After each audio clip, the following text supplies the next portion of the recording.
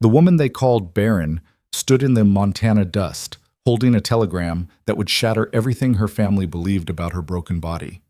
But that revelation was still months away. First came the exile, the silent rancher who wouldn't meet her eyes, and the brutal work that would either kill her or remake her. This is the story of Eliza Harrow, a woman discarded like damaged goods, sent west to disappear, who instead discovered that sometimes the cruelest exile becomes the greatest freedom. If you stay until the end, you'll see why some endings are really beginnings. Hit like and comment with your city so I can see how far this story travels. The wheels of the wagon ground to a halt, sending up a cloud of Montana dust that settled on Eliza Harrow's black traveling dress like a shroud. She sat motionless on the hard wooden seat, her gloved hands folded so tightly in her lap that her knuckles had gone white beneath the worn fabric. Through the haze, she could make out the outline of buildings.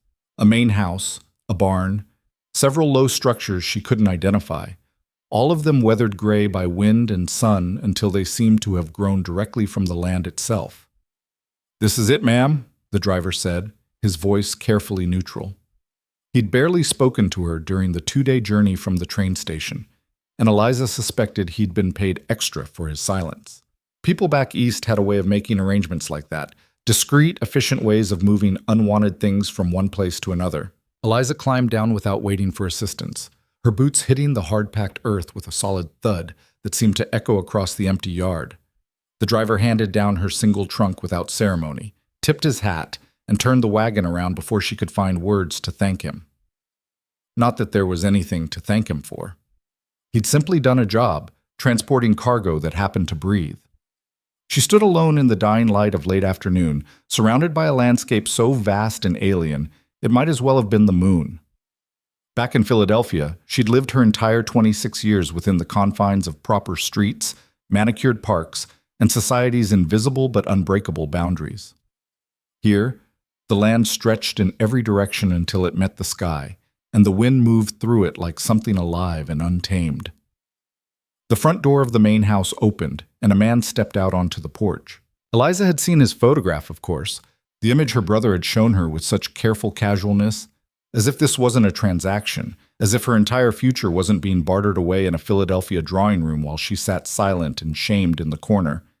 In the photograph, Cade Mercer had been standing stiffly in what was clearly his best suit, his face serious and his eyes looking somewhere past the camera's lens. The man who descended the porch steps now bore little resemblance to that formal portrait. He wore work clothes, denim trousers, a shirt with the sleeves rolled to his elbows, boots scuffed and dusty from labor. He was tall, broader through the shoulders than the photograph had suggested, with dark hair that needed cutting and a face weathered by sun and wind into something harder than his 34 years should have produced. He stopped a dozen feet from where she stood, his eyes taking her in with the same assessing gaze she imagined he might use on livestock at auction. "Mrs. Harrow," he said. His voice was deep, rough-edged, with no trace of welcome in it. "Mr. Mercer." She kept her chin up, her spine straight. She'd learned in the past year that dignity was sometimes the only thing that couldn't be taken from you, and only then if you refused to surrender it. "Your brother's letter said you'd be arriving this week." It wasn't quite a question, but it held a note of something, confirmation perhaps, that this arrangement was as real and irrevocable as the land around them. "Yes." She didn't elaborate. What was there to say? That Thomas had arranged this with the same efficiency he brought to all his business dealings? That their mother had wept delicately into her handkerchief while signing the papers that released Eliza from one life and deposited her into another? That their father hadn't even bothered to see her off, too busy with his political appointments to acknowledge the daughter who had become an embarrassment? Cade Mercer's gaze flicked to her trunk, then back to her face. "You're light for a woman traveling this far." "I took only what I needed." What she didn't say, that most of what she'd owned in Philadelphia had belonged to her first husband's family, returned to them after the marriage was dissolved. What she didn't say, that she'd packed her trunk at midnight while the house slept, filling it with plain dresses, sturdy undergarments, and none of the delicate things that had been part of her trousseau. Those belonged to a different woman, one who'd believed in futures and families and all the lies that proper society told itself. He nodded once, as if this met with his approval. "The work here is hard. Days start before dawn. I run cattle, some horses. There's a garden that needs tending, chickens, the house. I have two hands who bunk in the far cabin. They keep to themselves mostly. I expect someone who can cook, clean, manage the household. No foolishness, no complaints." He paused. "No questions about things that aren't your concern." Eliza absorbed this litany of expectations without flinching. It was no worse than what she'd anticipated, no worse in many ways than what she'd endured in Philadelphia, where her daily life had been measured out in silence and shame, in visits from doctors who prodded her like a broken clock that wouldn't keep time, in her husband's family's increasingly pointed suggestions that perhaps she should return to her parents' home. "I understand," she said. "Do you?" Something in his tone sharpened. "This isn't Philadelphia society, Mrs. Harrow. This is Montana. Winter comes hard and stays long. The nearest town is a 2-hour ride, and you won't be making it often. If you're expecting tea parties and social calls—" "I'm expecting nothing, Mr. Mercer." Her voice came out harder than she'd intended. "I'm here to work. That's the arrangement." Their eyes met, held. For a moment something passed between them, not understanding exactly, but a kind of recognition. Two people who had learned to expect nothing, to armor themselves against disappointment. "Your room is upstairs, second door on the left," he said finally. "Supper's at 6. I expect it on the table, hot and edible. Kitchen's through there." He gestured toward the house. "Annie Crow comes on Tuesdays to help with the heavy washing. She doesn't speak much English, but she'll show you where things are kept." He picked up her trunk as if it weighed nothing and started toward the house. Eliza followed, her skirts gathering dust with each step. The interior of the house was cleaner than she'd expected, but utterly Spartan. The main room held a sofa that had seen better days, a few wooden chairs, a fireplace with a simple mantel. Everything was functional, nothing decorative. No photographs on the walls, no doilies on the tables, none of the small touches that marked a place as home rather than shelter. Cade carried her trunk up a narrow staircase and deposited it in a room barely larger than a closet. It contained a bed, a washstand, a small dresser, and nothing else. A single window looked out over the yard and the vast landscape beyond. "Matches and lamp oil are in the kitchen. Don't waste either." He turned to leave, then paused in the doorway. "The arrangement your brother and I made, you understand what it is?" "Room and board in exchange for household work," Eliza said. "Yes, that's all it is," he said, and now there was something almost warning in his voice. "I'm not looking for company. I'm not looking for conversation. I need someone to manage the house so I can manage the ranch. That's the extent of it." "I understand perfectly, Mr. Mercer." He studied her for another moment, then nodded and left. She heard his boots on the stairs, then the sound of the front door closing. Eliza stood in the small room and let herself breathe. The weight of the journey, the weeks of preparation, the months of shame and failure that had led to this moment, all of it settled on her shoulders like a physical thing. She walked to the window and looked out at the endless Montana landscape, so different from anything she'd ever known. This was exile. This was banishment. This was the place where inconvenient women were sent to disappear. But as the sun touched the distant mountains and turned the sky the color of fire, Eliza felt something unfamiliar stir in her chest. It took her a moment to recognize it, this feeling that was neither hope nor despair, but something in between. It was possibility. The kitchen at dawn was cold enough that Eliza could see her breath. She'd woken at what she thought was a reasonable hour, only to discover that the house was already empty and silent. Through the window, she could see Cade Mercer and two other men moving among the cattle in a distant pen, their figures small against the massive sky. She built up the fire in the stove, her fingers clumsy with cold and unfamiliarity. The kitchen was better equipped than she'd expected. Cast iron pans of various sizes, good knives, a decent collection of pots. In the pantry, she found flour, cornmeal, coffee, salt pork, dried beans, preserved vegetables in jars, basic supplies for basic meals. By the time the men came in for breakfast, she had coffee boiling, bacon frying, and cornbread in the oven. They entered through the back door, stomping mud from their boots, bringing with them the smell of animals and morning cold.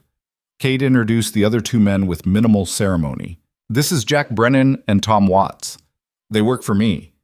Jack was older, maybe 50, with silver threading through his dark hair and lines around his eyes that suggested he smiled more than his employer did.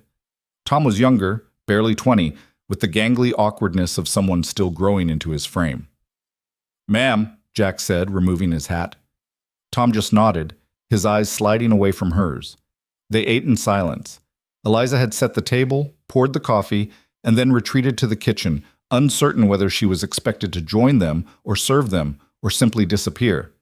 She settled for staying within earshot, ready to refill coffee or bring more food if needed. "Bacon's good," she heard Jack say. Cade's response was inaudible. "Better than your cooking anyway," Jack continued, and there was humor in his voice. "Remember that time you tried to make biscuits and they came out hard enough to kill a man? I remember you eating 4 of them anyway. I was hungry enough to eat my own boot." Eliza found herself almost smiling as she listened to their easy banter. It was the first glimpse she'd had that Cade Mercer might be something other than the hard, silent man who'd greeted her yesterday. The men finished eating and filed out without a word to her. She cleared the table, washed the dishes, and began to explore the house properly. It didn't take long.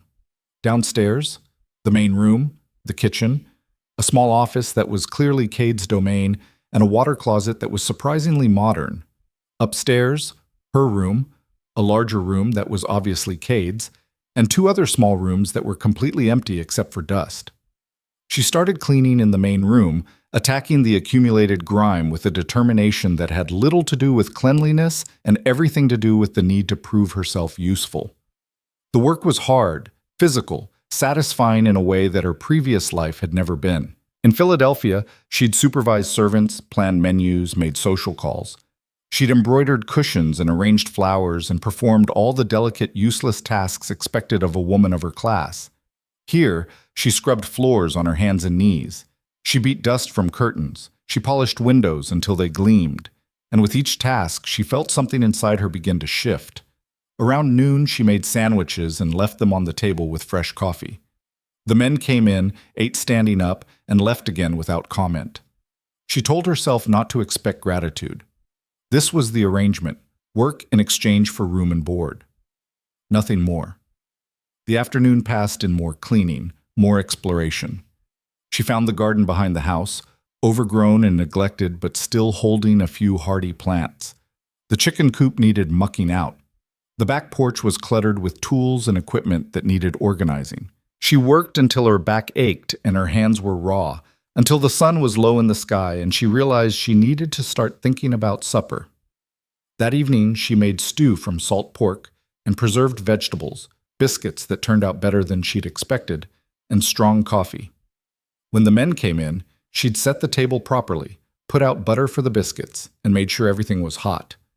This time, Cade looked at the table, then at her. "You didn't have to go to this trouble," he said. "It's not trouble. It's supper." He almost smiled. Almost. "Smells good." They ate, and this time Jack made conversation, asking her questions about Philadelphia, about her journey west, carefully avoiding anything too personal. She answered politely, keeping her responses brief and uninformative. Tom ate in silence, his eyes on his plate. After they left, Eliza cleaned up and then stood at the kitchen window, looking out at the darkness. The sky here was different from any sky she'd ever seen, vast and deep and crowded with more stars than seemed possible. No city lights to dim them, no buildings to block them out, just endless, brilliant, indifferent beauty. She was so focused on the stars that she didn't hear Cade return until he spoke behind her. "You did good today." She turned, startled. He was standing in the doorway, his hat in his hands, looking uncomfortable. "Thank you," she said. "The house hasn't been this clean since—" He stopped. "It's been a while." "I'm glad to be useful." He nodded, still not quite meeting her eyes. "I should tell you, there's a rifle in my office, top shelf of the cabinet. You know how to shoot?" "No." "I'll teach you.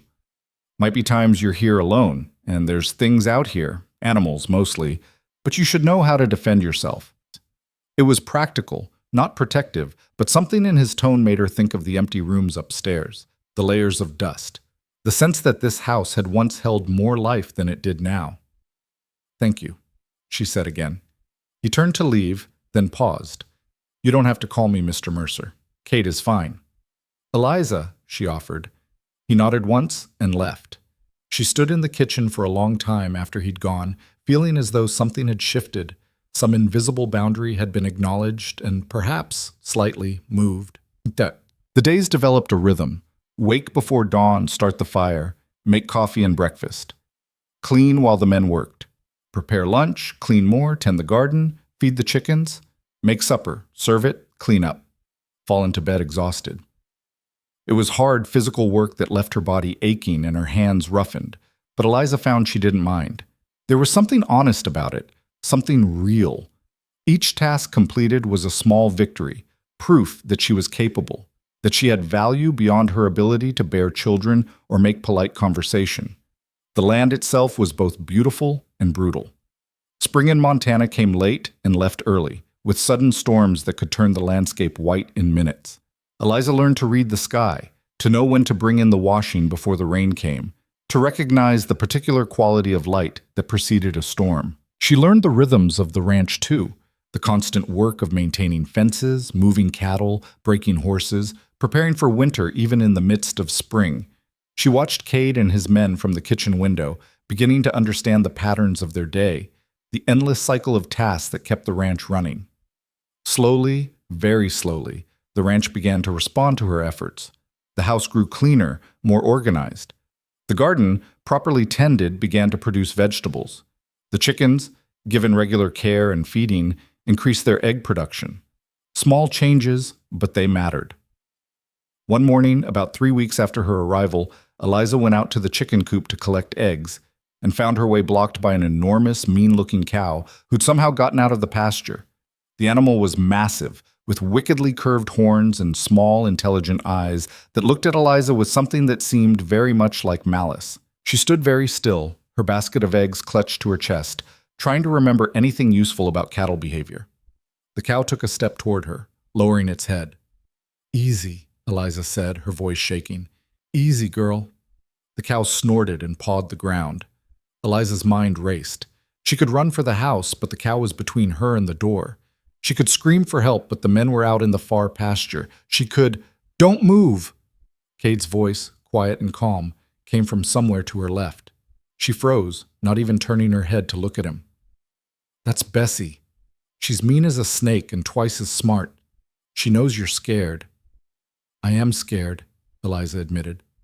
"Don't show it. Look at her like she's the one who should be moving." It was possibly the most ridiculous advice Eliza had ever received, but she did her best. She straightened her spine, lifted her chin, and stared at the cow with as much authority as she could muster while clutching a basket of eggs and trembling. Bessie stared back, unimpressed. "Walk toward her," Cade said. "Slow, steady, like you own the whole damn ranch." "I don't own—" "Bessie doesn't know that." Eliza took a breath and stepped forward. The cow's ears flicked. Eliza took another step, then another. The cow held her ground, but something in her posture shifted. "Keep going." Eliza walked straight at the cow, her heart pounding so hard she was sure the animal could hear it. When she was 3 feet away, Bessie suddenly turned and trotted off toward the pasture, as if the whole confrontation had been beneath her dignity. Eliza's legs nearly gave out. She stood there, shaking, until Cade appeared at her side. "You did good," he said. "I thought she was going to kill me." "Bessie? Nah. She just likes to test people. She won't bother you again." He was right. From that day forward, Bessie ignored Eliza completely, as if she'd passed some kind of bovine evaluation and was no longer worth the effort of intimidation. It was a small thing, a ridiculous thing, but Eliza found herself oddly proud. She'd stood her ground. She'd won a battle against a cow, of all things, and somehow it felt like winning a battle against everything that had brought her here. Annie Crow arrived the following Tuesday, a compact woman of indeterminate age with weathered skin and dark eyes that missed nothing. She spoke perhaps 20 words of English, but she communicated perfectly well through gestures and expressions. Together, they tackled the heavy washing, sheets and towels and work clothes stiff with dirt and sweat. Annie showed Eliza how to heat the water properly, how to work the washing board, how to wring out the heavy wet fabric and hang it so it would dry in the wind. It was brutal work. By the end of the day, Eliza's arms ached and her hands were raw, but there was something deeply satisfying about seeing the clean laundry snapping on the line, white against the blue Montana sky. Annie approved. Eliza could tell by the way the older woman nodded and made a small sound that might have been satisfaction. Before she left, Annie pressed a small bundle into Eliza's hands, herbs wrapped in cloth, and a salve that smelled of sage and something else Eliza couldn't identify. "For hands," Annie said, miming rubbing the salve into her palms. "Better." "Thank you," Eliza said, deeply touched. Annie patted her arm, nodded once more, and left. That night, Eliza used the salve Annie had given her, feeling the sting ease from her raw palms. She sat at the kitchen table in the lamplight, the house quiet around her, and realized she'd gotten through almost a full month. A month without tears, without doctors, without the pitying looks and whispered conversations that had been her daily bread in Philadelphia. A month of honest work, honest exhaustion, and something that felt almost like peace. The door to Cade's office was open, and she could see him bent over papers, working by lamplight. He did this most evenings: ranch accounts, supply orders, letters to cattle buyers. Sometimes Jack joined him, and they discussed plans for the herd, for improvements to the property, for the 100 decisions that kept the ranch running. Tonight he was alone, and after a moment's hesitation, Eliza got up and went to the doorway. "Do you need more coffee?" she asked. He looked up, surprised. "No, thank you." She should have left then, but something made her linger. "The work you do," she said, "it's more complicated than I realized." He leaned back in his chair. "Most people think ranching is just cattle and cowboys, but it's business, numbers, planning. If you don't know your costs, your market, your margins, you'll go under as fast as any city merchant." "Did you grow up here?" It was the kind of personal question she'd been carefully avoiding, but something about the quiet evening made it feel permissible. "No." He hesitated. "I came out here about 10 years ago. Worked for different ranches, saved money, bought this place 5 years back. It must have been hard, starting from nothing." "Everything worth having is hard." His eyes met hers. "You're learning that." She nodded slowly. "Yes. The work you've done, the house, the garden, it's good work. Real work." He paused.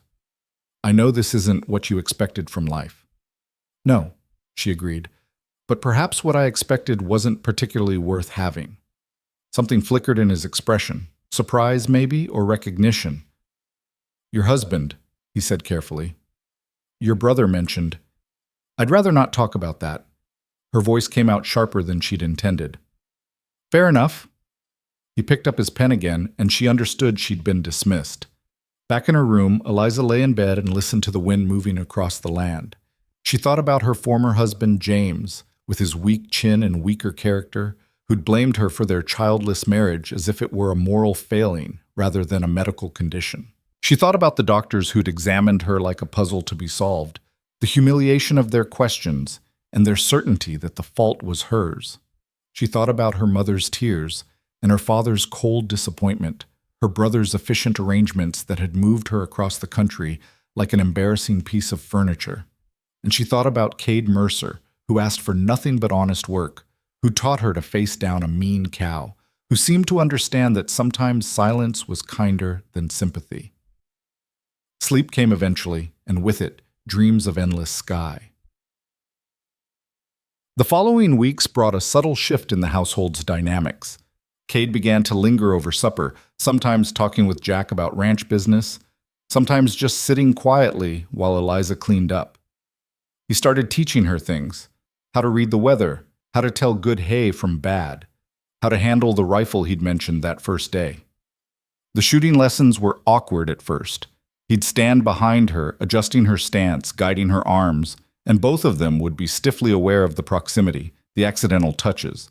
But Eliza was determined to learn, and Cade was a patient if demanding teacher. "You're pulling the trigger instead of squeezing it," he said one afternoon, after she'd missed the target for the 5th time. "I am squeezing it." "You're yanking it. Gentle, like—" He paused, searching for a comparison.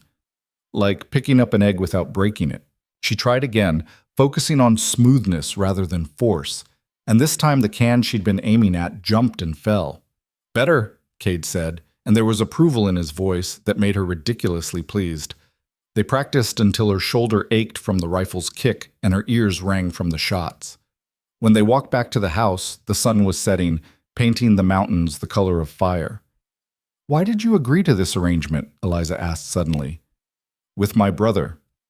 "You could have hired someone from town."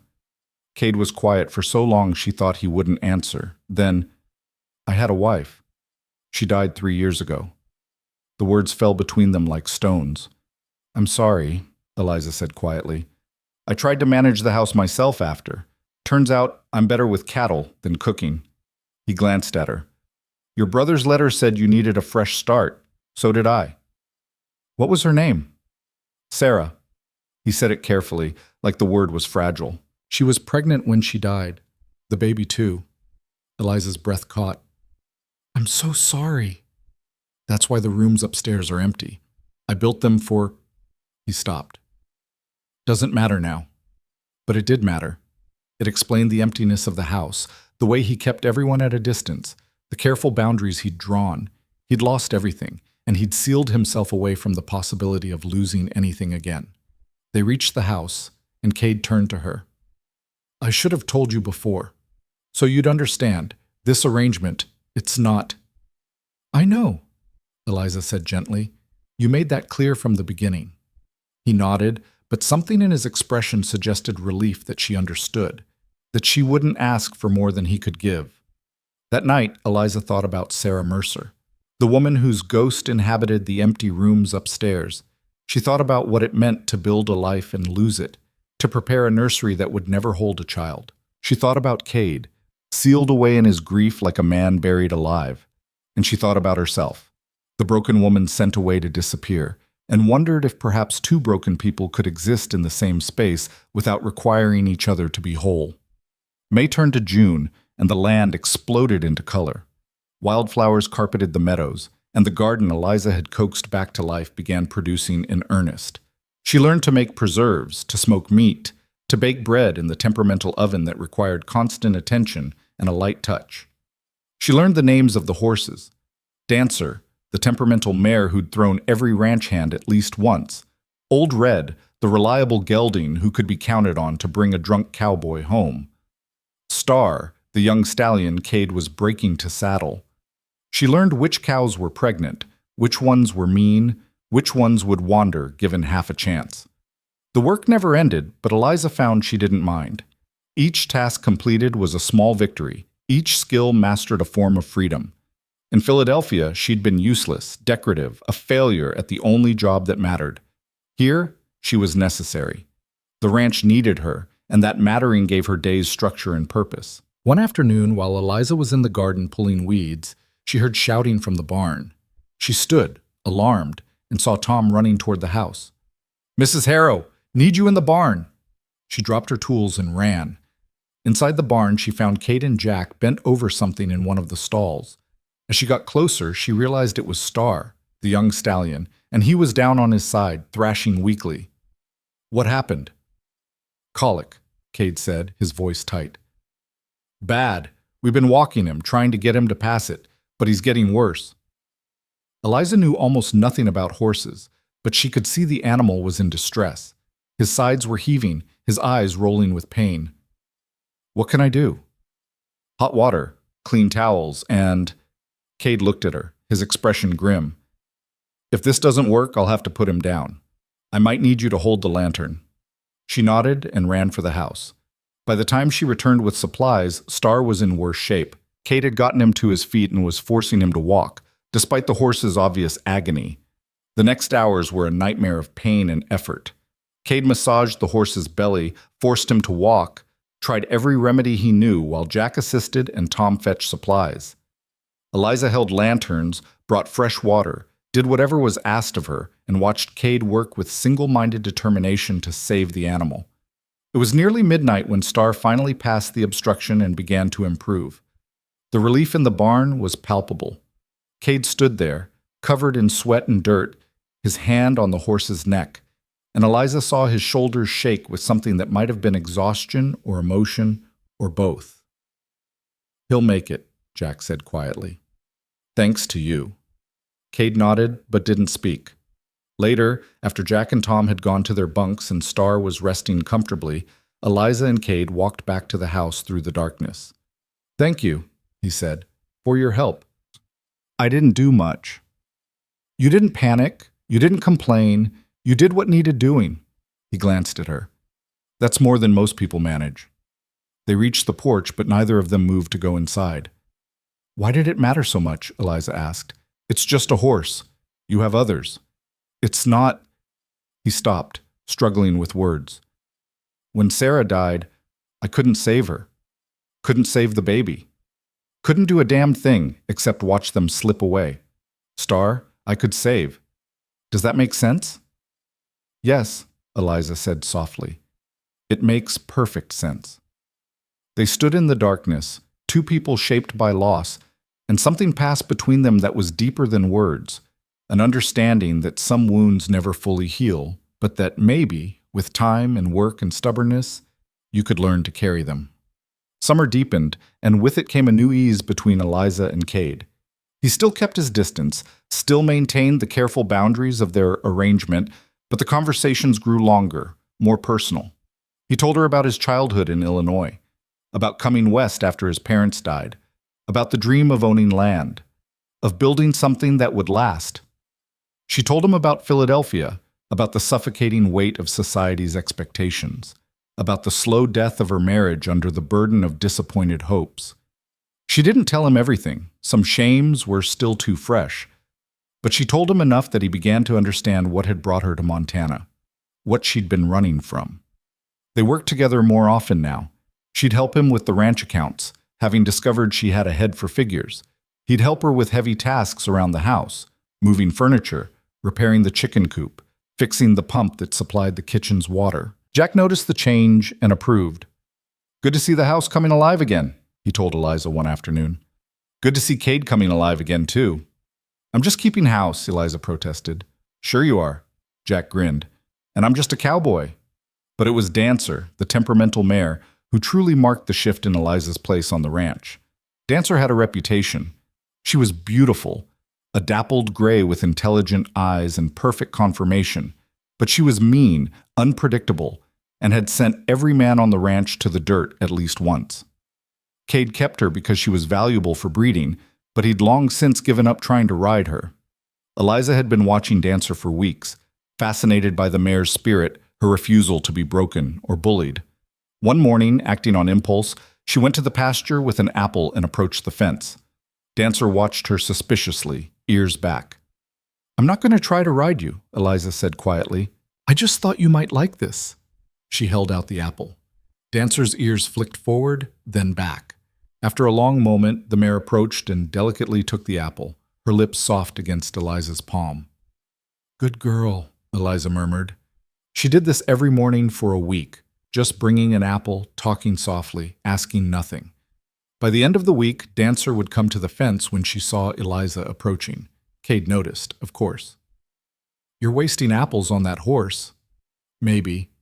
"She's not going to change." "Maybe not." Eliza scratched Dancer's nose while the mare leaned into the touch.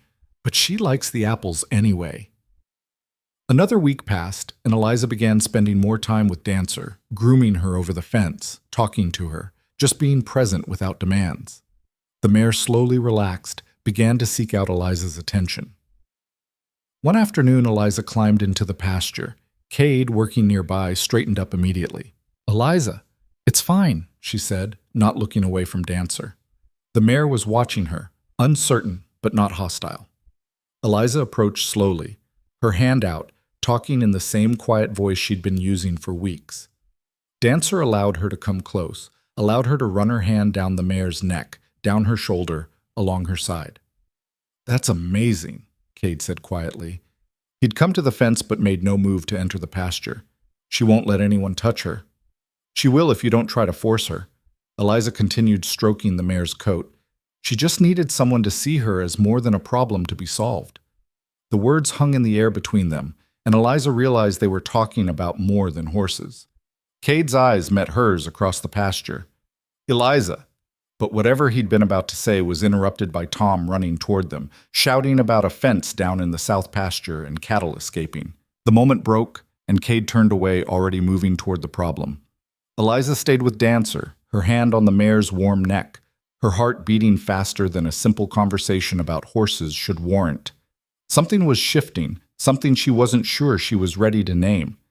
The careful boundaries that had made this arrangement safe were beginning to blur, and she didn't know whether to be terrified or hopeful. That night, lying in her narrow bed, Eliza admitted to herself what she'd been denying for weeks. She was no longer simply enduring her exile. She was no longer just surviving. She was, against all reason and despite every scar, beginning to hope. And hope, she knew from bitter experience, was the most dangerous thing of all. The hope Eliza had acknowledged in the darkness of her room didn't fade with morning light. Instead, it grew, dangerous and persistent, threading through her days like a bright wire she couldn't quite grasp. She tried to ignore it, to focus on the work, on the safe rhythms she'd established. But awareness, once sparked, couldn't be unlearned. She noticed things now. The way Cade's hands looked when he worked with leather, steady and sure. The rare smile that transformed his face from hard to handsome. The particular quality of his voice when he spoke to the horses, gentle in a way he never was with people. She noticed, and she hated herself for noticing, because noticing led to wanting, and wanting had only ever brought her pain. July arrived with heat that shimmered off the land in waves. The work intensified. Haying season meant long days for everyone, with meals that had to be larger, more frequent, packed with enough calories to fuel bodies pushed to their limits. Eliza rose even earlier now, baking bread before dawn, preparing enormous midday meals that she'd pack and bring out to wherever the men were working. One afternoon, she loaded a wagon with food and water and drove it out to the north meadow where they were cutting hay. She'd learned to handle the wagon and team in the past weeks, another skill added to her growing collection. The horses knew the route, made it easy for her. She found the men stripped to their waists in the heat, their skin bronzed and slick with sweat. Cade saw her coming and called a break. They descended on the food like starving wolves, and Eliza busied herself laying out the meal, trying not to stare at Cade's broad shoulders, the play of muscle under skin as he moved. "You're a lifesaver, Mrs. Harrow," Tom said through a mouthful of bread and cheese. "I was about to gnaw my own arm off." "The boy exaggerates," Jack said, "but not by much. This heat's brutal." Cade drank deeply from the water jug, then poured the rest over his head, slicking his dark hair back. Water ran down his neck, his chest. Eliza looked away, her face heating in a way that had nothing to do with the summer sun. "Storm coming?" Cade said, studying the horizon. "We've got maybe 2 hours before it hits. Need to get this hay cut and covered, or we'll lose it." The men ate quickly and returned to work. Eliza began packing up the remains of the meal, but Cade stopped her. "Leave it. Go back to the house before the storm hits." "I can help." "Eliza." Something in his tone made her look at him. "This is going to get ugly fast. Please, just go." The please decided her. She drove the wagon back to the ranch, unhitched the horses, and barely made it inside before the sky opened up. The storm was violent, sudden, wind that rattled the windows and rain that fell in sheets so thick she couldn't see the barn. Lightning cracked overhead, and thunder followed so close it shook the house. She waited by the window, watching for the men to return. An hour passed, then 2. The storm showed no signs of letting up. Her anxiety grew with each minute. What if they'd been caught in the open? What if the lightning? The door burst open, and they stumbled in, soaked to the bone and laughing like madmen. "We got it," Tom crowed. "Every last bit covered before the rain hit." "Barely," Jack amended, wringing water from his shirt. "Another 5 minutes, and we'd have lost the whole cutting." Cade was grinning, actually grinning, his teeth white against his tanned face. He looked years younger, alive in a way Eliza had never seen him. "I'll get towels," she said, "and hot coffee. You're all going to catch your deaths." She bustled around the kitchen, heating water, laying out dry clothes that Jack kept at the house, trying not to watch as Cade stripped off his wet shirt and used a towel to dry his hair, trying not to notice the way the lamplight caught the water still running down his skin. "That was too close," Jack was saying. "Another few minutes." "But we made it," Cade interrupted. "That's what matters. That hay will see the cattle through next winter." They sat around the kitchen table, drinking coffee and eating the stew Eliza had prepared earlier. The storm raged outside, but inside there was warmth, companionship, the satisfaction of hard work completed against the odds. Eliza served them and listened to their stories, their easy banter, and felt something in her chest expand with a feeling she'd almost forgotten: belonging. Eventually, Tom and Jack headed out to their cabin, ducking through the rain with towels over their heads. Cade stayed, helping Eliza clean up despite her protests. "You should rest," she said. "You've been working since before dawn." "So have you." He dried a plate, set it on the shelf.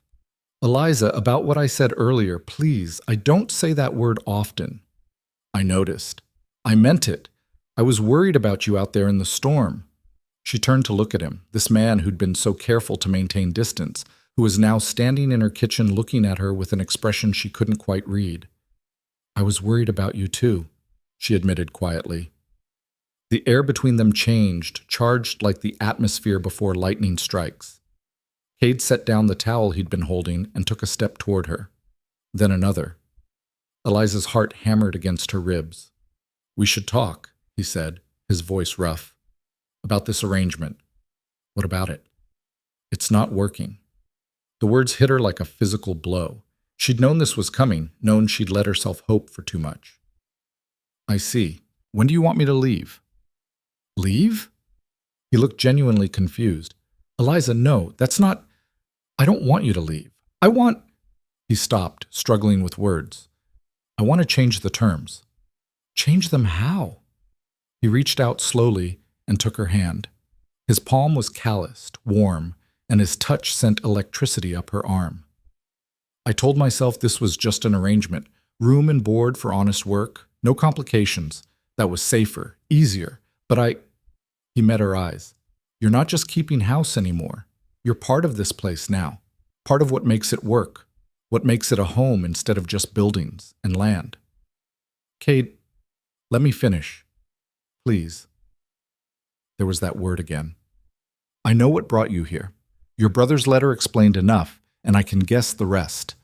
I know you were married before, that it ended badly, that you came here to escape something. I'm not asking about that. I'm just asking, would you consider staying, not as hired help, but as..." He faltered, "as someone who belongs here. With me." Eliza's throat tightened. "You don't know what you're asking. You don't know everything about me. I know you work harder than any two people I've ever met. I know you gentled a horse that everyone else had given up on. I know you stood up to Bessie like you were born to ranch life, even though 3 months ago you'd probably never been closer to a cow than a leather shoe." He squeezed her hand gently. "I know that when I come in from the fields and see the lamp burning in the kitchen window, it feels like coming home for the first time in 3 years. I can't have children." The words burst out of her, sharp and painful. "That's why my husband left me, why my family sent me away. The doctors examined me, declared me barren, useless. I can't give you the family you wanted, the babies you prepared those rooms for." "Stop!" His other hand came up to cup her face, his thumb brushing away a tear she hadn't realized she'd shed. "Sarah died carrying a child I put in her belly. Died because her body couldn't handle it, because I was so damn determined to have a family that I didn't see..." His voice cracked. "I won't do that again. I won't risk someone I won't risk it. You don't understand. I'm broken. You're not broken. You're the strongest woman I've ever known." He leaned closer, his forehead almost touching hers. "Eliza, I'm not asking you to give me children. I'm asking you to give me a chance, to let this be something more than an arrangement." She should have said no, should have protected herself, protected them both from the inevitable disappointment. But his hand was warm against her face, and his eyes held something she'd thought she'd never see directed at her again. Not pity, not disappointment, but genuine want. "Yes," she whispered. He kissed her then, soft and careful, like she was something precious that might break. It was nothing like the dutiful kisses of her first marriage, nothing like the mechanical affection that had characterized her previous life. This was heat and hope and the taste of rain-soaked summer.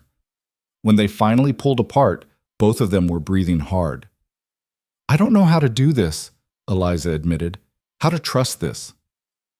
"Neither do I," He rested his forehead against hers.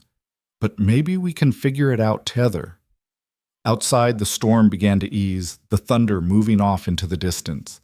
Inside, something new and fragile had been born, and neither of them was quite sure what to do with it, except hold on and hope. The next morning, everything was different and exactly the same. Eliza still rose before dawn, still made coffee and breakfast. Cade still ate quickly and headed out to work. But when he left, he paused at the door and looked back at her with a small smile that made her heart skip. Jack noticed immediately, of course. "About damn time," he muttered to Eliza when she brought lunch out to the fields. "Thought I'd have to hit him over the head with a fence post." "I don't know what you mean," Eliza said primly, but she was smiling. "Sure you don't, and I'm the Queen of England." He bit into his sandwich. "He's been different since you got here. Less like a ghost, more like a living man." Figured it was only a matter of time before he admitted it to himself. The days developed a new rhythm now, one that included small touches as they passed in the hall, longer conversations in the evening, stolen kisses in the barn when no one was watching. Cade courted her slowly, carefully, as if afraid she might spook and run. He brought her wildflowers from the meadow, taught her to ride properly, sat with her on the porch in the evenings, and talked about his dreams for the ranch, for the future. Eliza felt herself unfurling like a plant that had been kept in darkness too long, finally brought into sunlight. She laughed more, smiled more, allowed herself to believe that maybe, possibly, she could have this, that she deserved this. August came, and with it, a heat wave that turned the landscape brown and dusty. Water became precious, rationed carefully between the household, the garden, and the livestock. Eliza rose even earlier to water the garden before the sun could burn the moisture away, worked in the relative cool of early morning and late evening. One particularly brutal afternoon, she was in the kitchen trying to keep the stove's heat from making the house unbearable when Cade came in, his face grim. "What's wrong?" "Creek's nearly dry. If we don't get rain soon, we'll have to start hauling water from the river for the cattle. That's a full day's work every day, and we're already behind on everything else." Eliza wiped sweat from her forehead. "What can I do?" "Nothing. This is ranch business." "Cade." She faced him squarely. "You said I was part of this place now. That means the ranch's problems are my problems too. What can I do?" He looked at her for a long moment, then nodded. "All right, we need every container that can hold water. Buckets, tubs, barrels, anything. If it rains, we need to catch every drop." They spent the afternoon setting up a collection system, placing containers under the eaves, setting up tarps to funnel water into barrels, preparing for rain that might not come. Tom and Jack joined them, and together they worked until dark, creating an elaborate network of water catchments.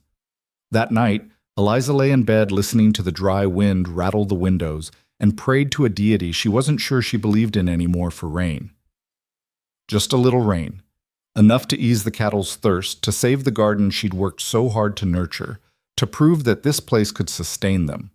The rain came 3 days later, a steady, soaking rain that lasted through the night and into the next day. Eliza and Cade stood on the porch watching their collection system work exactly as planned, water pouring into barrels and tubs, and Cade pulled her against his side, kissed the top of her head. "We did it," he said. "We did," she agreed, and the word felt significant. We. Not I, not you, but we. A partnership, a team.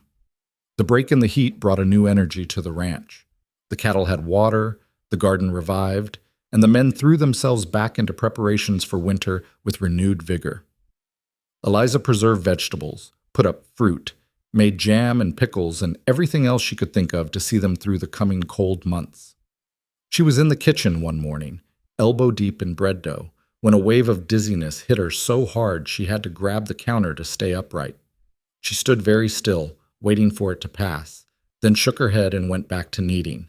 Probably just the heat, the early hour, the fact that she'd been working nonstop for weeks. But the dizziness came back the next day and the day after that, along with a bone-deep exhaustion that no amount of sleep seemed to touch, and a queasiness that made cooking breakfast an exercise in willpower.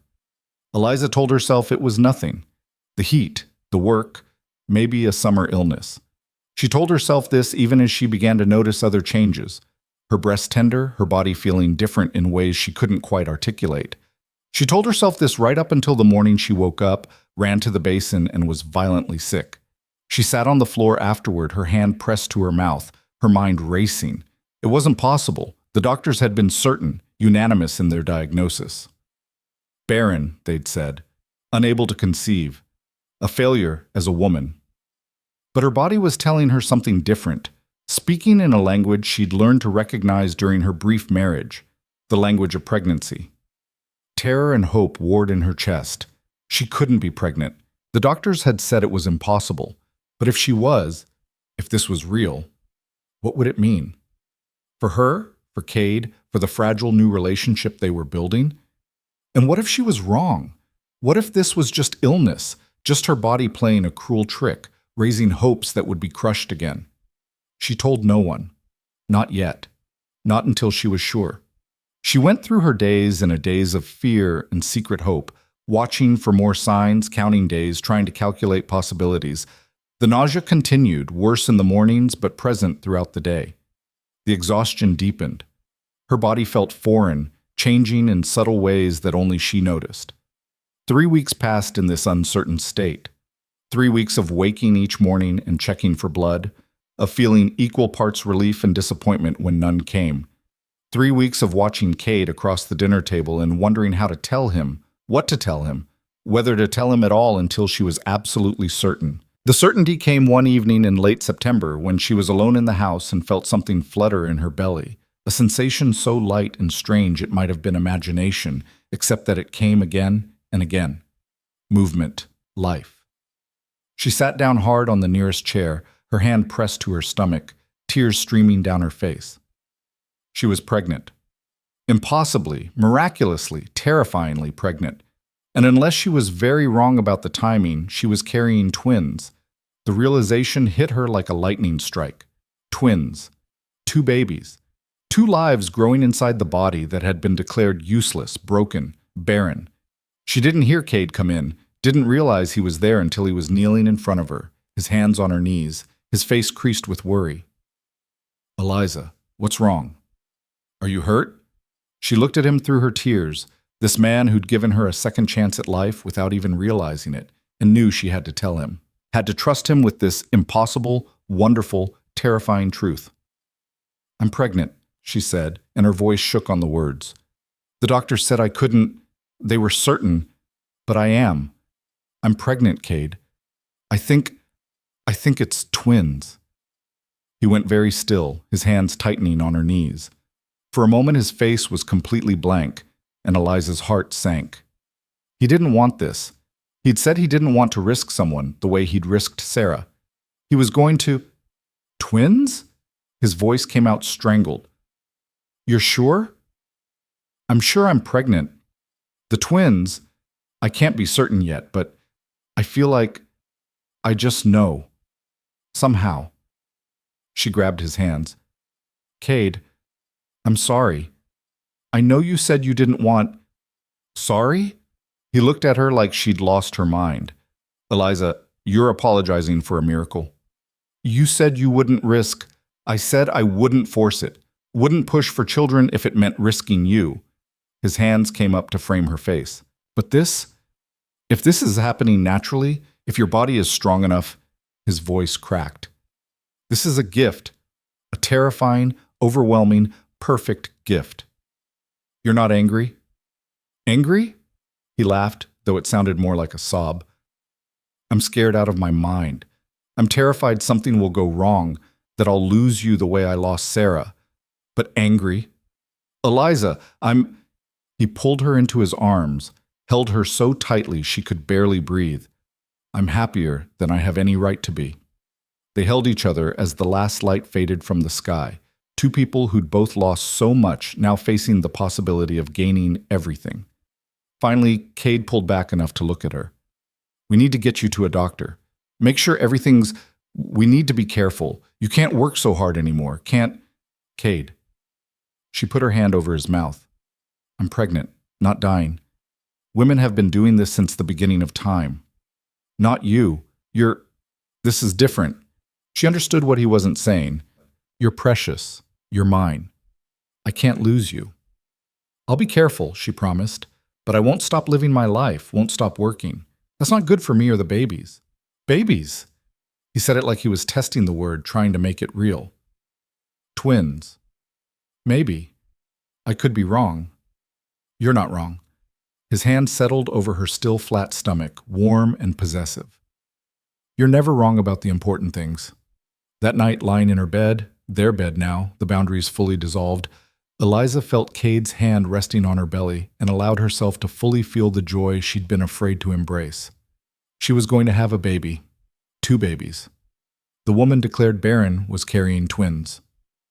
What if something goes wrong? She whispered into the darkness. Then we'll face it together. Cade's voice was firm. But nothing's going to go wrong. You're strong, Eliza. Stronger than anyone I've ever known.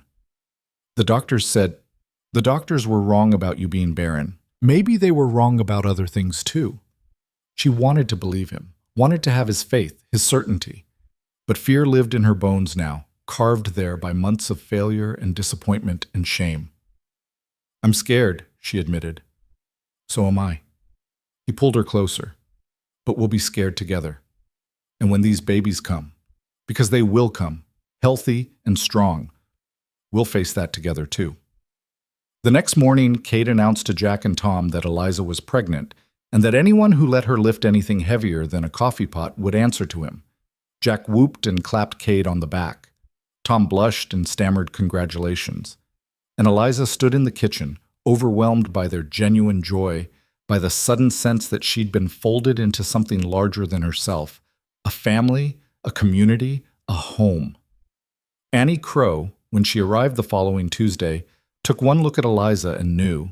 She placed her weathered hand on Eliza's belly, nodded once, and said something in her own language that sounded like a blessing.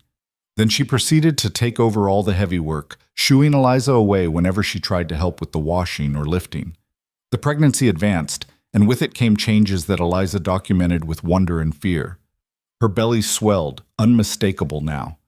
The morning sickness eased, replaced by a ravenous hunger and boundless energy. She felt the babies move constantly now, not one flutter but 2 distinct patterns of movement that convinced her she'd been right. Twins. Cade was alternately overjoyed and terrified. He hovered, worried, tried to wrap her in cotton wool until she finally snapped at him that she was pregnant, not made of glass. But he also talked to her belly, his hands gentle on her swelling stomach, and the tenderness in his voice when he spoke to their unborn children made her fall in love with him all over again. In October, they made the long journey to town to see the doctor. The trip was exhausting, the examination mortifying, but the doctor's conclusion was definitive. Twins, due in late winter or early spring, both apparently healthy and positioned well. You'll need help when your time comes, the doctor said. Is there someone who can attend you? Annie Crow? Eliza said. She's a midwife. The doctor looked dubious but nodded. Make sure you send for me if there are any complications. Twins can be tricky. On the way back to the ranch, Cade was silent, his jaw tight. What are you thinking? Eliza asked. About all the things that could go wrong. He didn't look at her. About how I'd survive if... Stop. She put her hand over his on the reins. I'm healthy. The babies are healthy. We're going to be fine. You don't know that. No, she agreed, but I choose to believe it anyway. Because the alternative is spending the next 5 months in fear, and that's no way to live. He looked at her then, really looked at her, and something in his expression eased. When did you get so wise? Somewhere between facing down Bessie and gentling Dancer. She squeezed his hand. I've learned that sometimes you just have to trust, even when you're scared. By November, Eliza's belly was enormous. Her body transformed into something she barely recognized. She could no longer see her feet, couldn't bend over, moved with the ponderous grace of a ship under full sail. But she'd never felt more powerful, more alive, more certain of her body's capability. The first snow came early that year, dusting the world white in late November. Cade and the men worked frantically to prepare for winter, bringing cattle closer to the ranch, stocking hay, repairing buildings, laying in supplies. Eliza worked too, putting up preserves, organizing the pantry, preparing as best she could for the months when they'd be snowed in. One evening in early December, as snow fell steadily outside and the fire crackled in the hearth, Cade knelt in front of where Eliza sat in the parlor. "Marry me," he said without preamble. She blinked. "What?" "Marry me. Properly. Before the babies come." He took her hand. I know this isn't a conventional situation, but I want these children to have my name legally, and I want you to have it too. I want everyone to know that you're my wife, that this is your home, that, yes." She didn't need to hear the rest. "Yes, of course, yes." They were married 2 weeks later in the small church in town, with Jack and Annie as witnesses. It was a simple ceremony, no frills or fuss, but when the preacher pronounced them husband and wife and Cade kissed her, carefully, mindful of her enormous belly, Eliza felt something settle into place in her soul. She was Mrs. Cade Mercer now, not through arrangement or convenience, but through choice and love. She had a husband who looked at her like she was precious, a home that was truly hers, and 2 babies growing strong beneath her heart. The woman who'd arrived in Montana broken and barren had been transformed into something new. A wife, soon to be a mother, no longer merely surviving, but fully, completely alive. Winter closed in around the ranch, locking them in snow and ice. But the house was warm, the pantry full, and hope, that dangerous, precious thing, bloomed in Eliza's chest like a flower in deep winter, impossible and perfect and real. The snow fell relentlessly through December and into January, transforming the Montana landscape into something beautiful and merciless. Drifts piled against the barn doors, ice formed in delicate patterns on the windows, and the world contracted to the warm circle of firelight and the 4 walls of the house. Eliza grew larger by the day, her belly so enormous now that Cade joked she was carrying 6 babies instead of 2. "I can barely fit through doorways," she complained one morning, trying to maneuver her bulk through the kitchen entrance. "How much bigger can I possibly get?" "You're beautiful," Cade said, coming up behind her to rest his hands on her swollen belly. "Both of you. All 3 of you." The babies kicked against his palms, and his face lit up with that expression of wonder that never seemed to fade no matter how many times he felt them move. Eliza covered his hands with hers, leaning back against his chest, feeling the solid strength of him supporting her weight.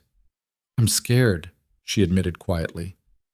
"The doctor said twins are tricky. What if something goes wrong? What if I can't—" "You can," he interrupted firmly. "You're the strongest person I know, Eliza Mercer.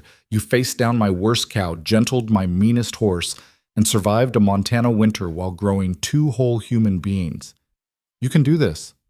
She wanted to believe him. Most days she did believe him. But in the dark hours of early morning, when the baby's movements kept her awake and the weight of them pressed on her lungs until she could barely breathe, fear crept in like cold air through the cracks. Annie Crow came more frequently now, trudging through the snow to check on Eliza with a determination that spoke of her own concerns.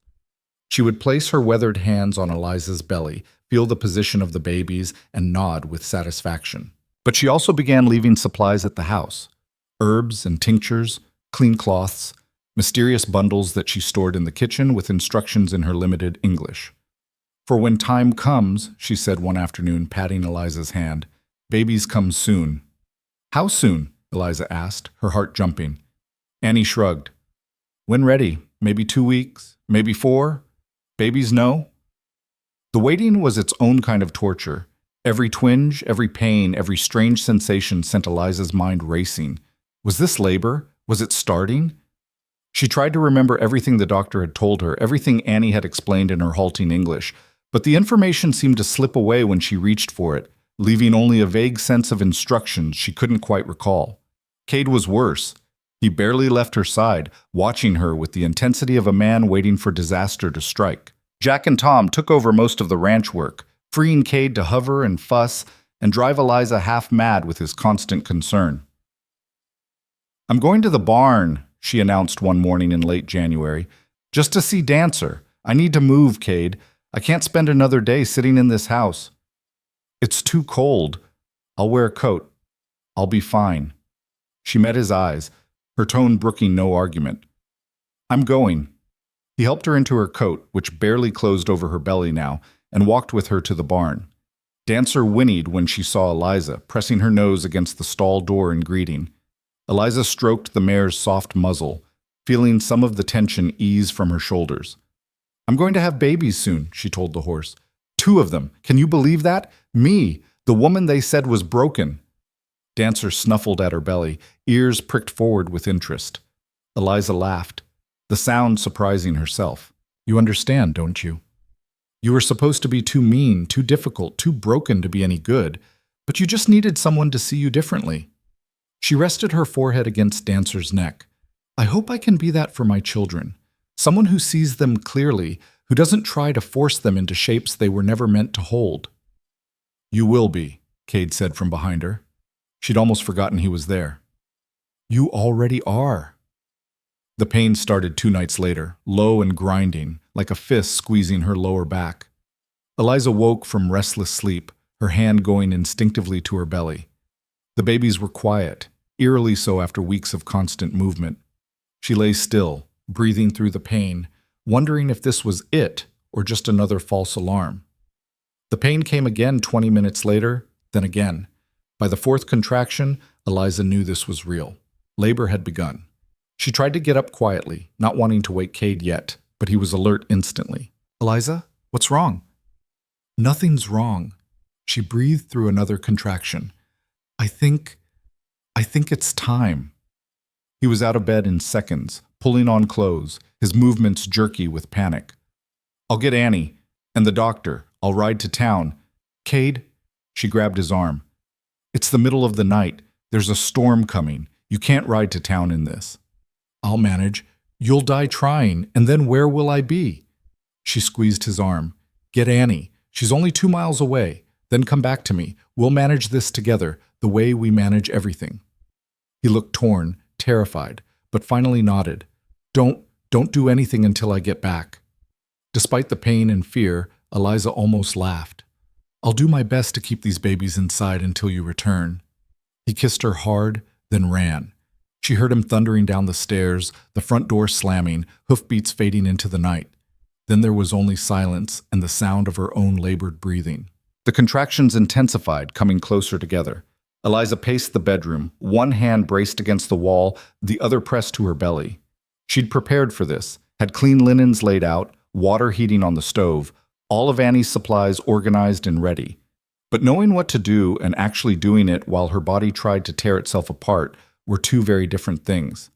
Time became strange, elastic. Minutes felt like hours. Hours collapsed into moments. Pain came in waves that threatened to drown her, then receded just enough for her to catch her breath before the next one hit. She was on her hands and knees on the bedroom floor, breathing through a particularly vicious contraction, when she heard the front door bang open and multiple sets of footsteps on the stairs. Annie appeared first, snow dusting her dark hair, her face calm and certain. Behind her came Cade, pale and wild-eyed, and behind him, surprisingly, Jack. Sent Tom to town for doctor, Annie said, already moving into action. But babies no wait for doctor. Come now. She helped Eliza to her feet, guided her to the bed. How long between pains? I don't know. 5 minutes? Less? Annie nodded, her hands already assessing, examining. She spoke to Cade in rapid tones, switching between English and her own language, gesturing at the supplies she needed. He moved like a man in a dream, doing whatever she asked, while Jack stood awkwardly by the door. Jack, bring water, Annie commanded. Hot, cold, both, and more cloths. The older cowboy fled gratefully, leaving Eliza alone with Cade and Annie. First baby almost ready, Annie said, her hands gentle but sure. You push soon. Both babies? Eliza gasped. Are they both? Oh, both good, both strong. One come first, then other. She met Eliza's eyes. You strong too. You do this.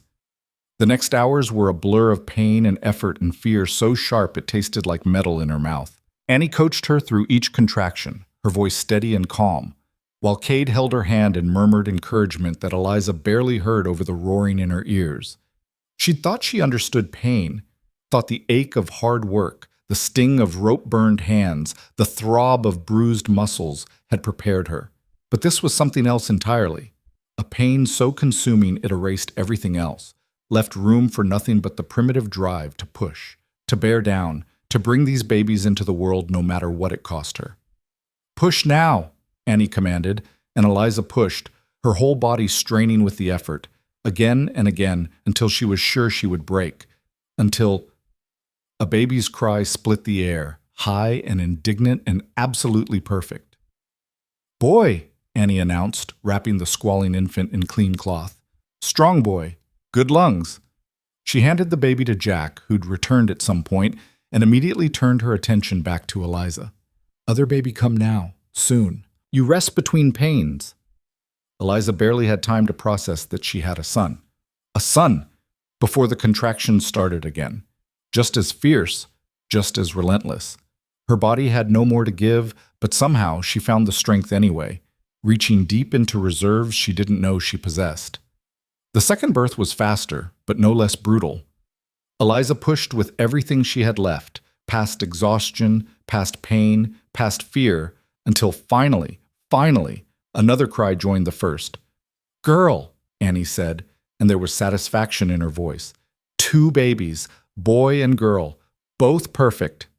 Eliza collapsed back against the pillows, her body shaking, her breath coming in great gasping sobs. Annie was moving efficiently, tending to the babies, to Eliza, doing all the mysterious things that needed doing after a birth. Cade was there suddenly, his face wet with tears, pressing kisses to her forehead, her cheeks, her lips.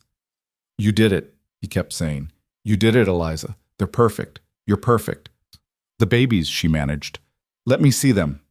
Annie brought them over, one in each arm, and placed them carefully in Eliza's arms. 2 tiny faces, red and wrinkled and absolutely beautiful. The boy had dark hair like his father. The girl was nearly bald, with eyes that would probably be blue. Both of them were small but perfectly formed, their little hands waving, their mouths working as they learned to breathe. Caleb, Eliza said, looking at her son.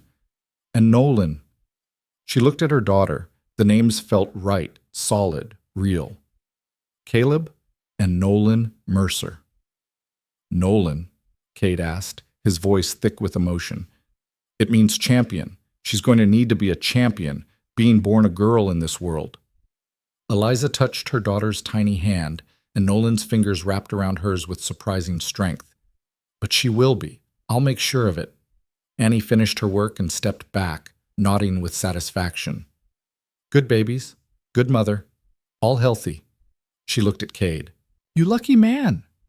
I know, he said, his eyes never leaving Eliza and the babies.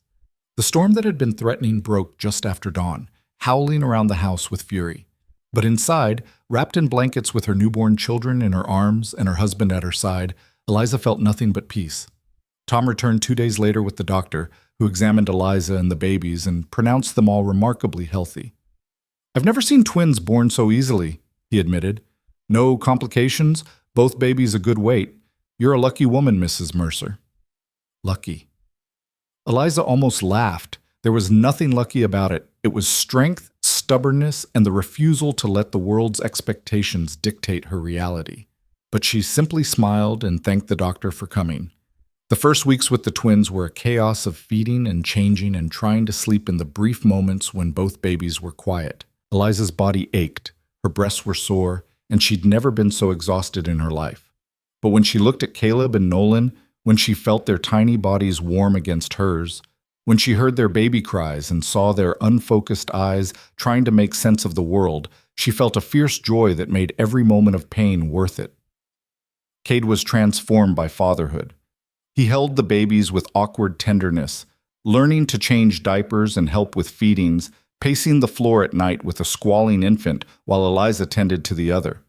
The fear that had gripped him during the pregnancy gave way to a fierce protectiveness, a determination that these children would have everything he could give them.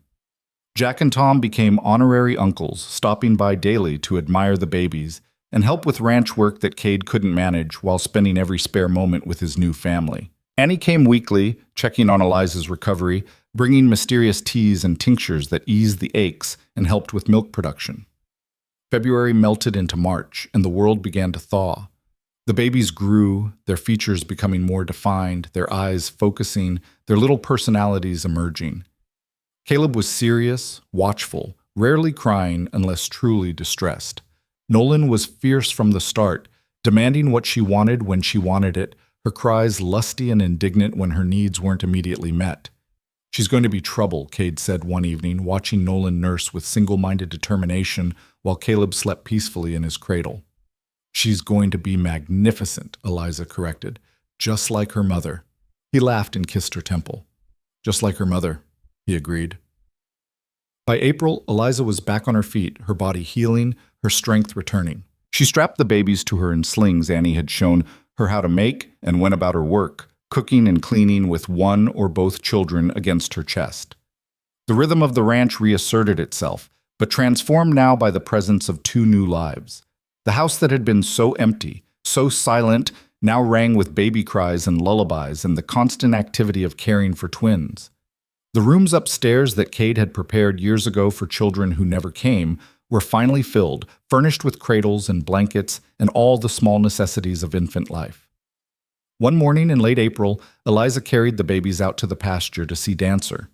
The mare approached cautiously, nostrils flaring as she investigated these small, strange humans. Nolan reached out a tiny hand, and Dancer gently lipped her fingers. "See," Eliza told her daughter, "she's not mean. She's just been waiting for someone who understood her." She looked at Caleb, sleeping against her chest, then at Nolan, wide-eyed and alert. "Just like your mama was waiting for your papa, just like this ranch was waiting to become a home." The letter arrived in May, delivered by a rider from town along with other mail. Eliza almost didn't recognize her mother's handwriting on the envelope. It had been so long since she'd received any correspondence from Philadelphia. She set it aside while she finished feeding the babies, then opened it with trembling hands. The words were formal, stilted, her mother's careful penmanship marching across the page in neat lines. Her father had died, the letter said. A sudden illness, gone within days. The funeral had been lovely, very well attended. Her mother was managing, of course, but the house felt empty. Perhaps, if Eliza could see her way clear, she might consider visiting? The invitation was delicate, wrapped in proper language that barely concealed the loneliness beneath. Eliza read it twice, 3 times, trying to reconcile this tentative outreach with the cold dismissal she'd received when she left Philadelphia. Cade found her still holding the letter, staring at nothing. "What is it?" She handed him the letter without speaking. He read it, his expression darkening. "You don't have to go," he said. "After what they did to you, I know I don't have to." She took the letter back, folded it carefully. "But maybe I should. Not for them, for me." "I don't understand." "When I left Philadelphia, I was broken, ashamed. I believed everything they said about me, that I was useless, barren, a failure as a woman." She looked at the twins sleeping in their cradle. "I want to go back and show them what I've become. Show them that exile wasn't the end of my life, but the beginning." Cade was quiet for a long moment. "Then we'll go. All of us. As a family."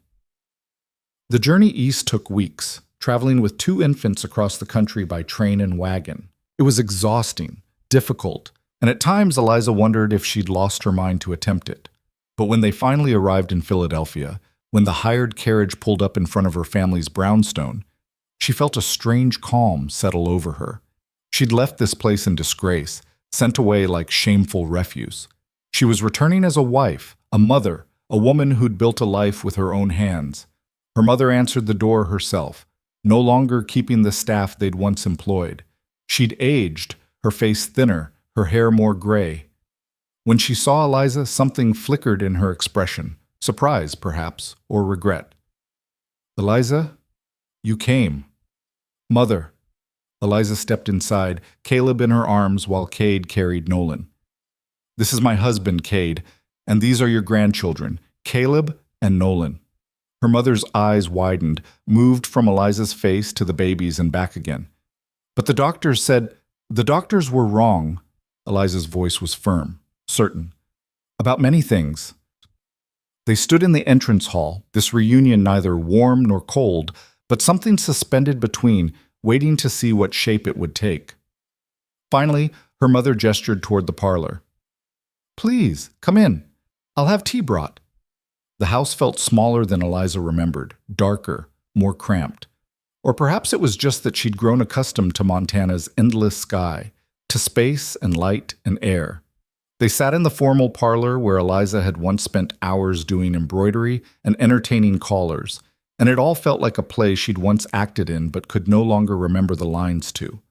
Her mother kept looking at the babies, something hungry in her expression. "They're beautiful," she said quietly. "So healthy." "They are." Eliza shifted Caleb in her arms, protective. "We've been very fortunate." "And you're well? Happy?" The question seemed to cost her mother something to ask. Eliza studied her, this woman who'd wept as she sent her daughter away but hadn't fought to keep her. "I'm very happy. Montana suits me. The work suits me. My husband suits me." She met her mother's eyes. "I know you sent me away thinking it was kindness, sparing me the shame of staying where everyone knew my failure, but it was the greatest gift you could have given me, even if you didn't mean it that way." "I thought," her mother's voice broke, "I thought you would wither there, be miserable. But your brother said the arrangement was respectable, that you'd be cared for, and I thought—" She stopped, composed herself. "I thought it was better than watching you suffer here." "I did suffer. At first." Eliza's voice was gentle now, understanding something she hadn't before. "But I also grew stronger, became someone I'd never had the chance to be here. I found work that mattered, a man who saw me as whole rather than broken, a life that was mine rather than shaped by others' expectations." Her mother wiped at her eyes with a delicate handkerchief. "Your father never understood. He thought you weak, thought the failure was some lack in your character. I tried to tell him, but he wouldn't listen." "And you?" Eliza asked. "What did you think?" "I thought you deserved better than what life had given you, better than James, better than the doctor's cruel pronouncements, better than a society that measured a woman's worth by her ability to bear children." She looked at her grandchildren again. "I just didn't know how to give it to you." It wasn't an apology exactly. It wasn't absolution. But it was something, an acknowledgement of failure, of regret, of lost chances. They talked through the afternoon, Cade mostly silent but watchful. The babies passed between them. Eliza told her mother about the ranch, about Dancer and Bessie and the brutal beauty of Montana. She told her about Annie Crow and Jack and Tom, about learning to shoot and gentle horses and survive winter. She told her about Cade, how he'd given her space to heal, how their love had grown slowly from respect and friendship into something deeper. Her mother listened, and with each story, something in her expression eased, as if Eliza's happiness was a balm for her own regrets. As the light faded and it came time to leave, her mother walked them to the door. She touched each baby's head gently, then looked at Eliza. "Will you come back to visit?" Eliza considered. "Perhaps. Someday. But Montana is my home now. Those are my people. That's where I belong." Her mother nodded, understanding. "I'm glad you found where you belong, Eliza. I'm glad the exile I helped arrange gave you that, even if I didn't intend it." "So am I," Eliza said simply. They left Philadelphia the next morning, heading back west. As the city faded behind them and the landscape opened up, Eliza felt something tight in her chest finally release. She'd faced the past, stood in the place that had tried to break her, and walked away without bitterness or shame. The journey home seemed shorter somehow, sweeter. When they finally crested the ridge and saw the ranch spread out below, the weathered buildings, the pastures, the mountains beyond, Eliza felt her heart lift with something that felt like coming home after a long exile. Dancer was at the fence when they drove up, whinnying a greeting. Bessie was in the pasture, studiously ignoring them. Jack and Tom came running out of the barn, whooping and waving. Annie Crow appeared from around the side of the house, nodding her approval that they'd returned safely. Kate helped Eliza down from the wagon, the babies in her arms, and for a moment they just stood there, looking at the place they'd built together. "No regrets?" he asked quietly. "Not one." She smiled at him, this man who'd given her a second chance at everything. "This is home. You are home. Our children, this land, these people. This is where I was always meant to be." That night, with the babies asleep in their cradles and Cade's arms around her, Eliza looked out the window at the Montana sky blazing with stars. She thought about the woman she'd been when she arrived, broken, shamed, convinced her life was over. She thought about everything she'd survived, everything she'd built, everything she'd become. The exile meant to destroy her had set her free. The shame meant to diminish her had forged her into someone stronger. The barrenness that was supposed to define her had given way to abundance beyond imagining. She'd been sent to Montana to disappear, to quietly fade into obscurity where her failure wouldn't embarrass her family. Instead, she'd found herself, found her strength, found a love that didn't require her to be anything other than exactly who she was. The woman they'd called barren now had 2 beautiful children sleeping soundly. The woman they'd called broken had built a life with her own hands. The woman they'd exiled had found home in the last place anyone expected.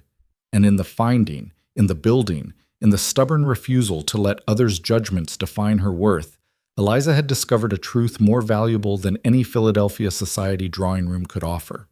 Sometimes the cruelest exile becomes the greatest freedom, and sometimes the ending everyone expects is really just the beginning of everything that matters. The twins grew like wildflowers in Montana soil, thriving in ways that seemed to mock every dire prediction the Philadelphia doctors had made.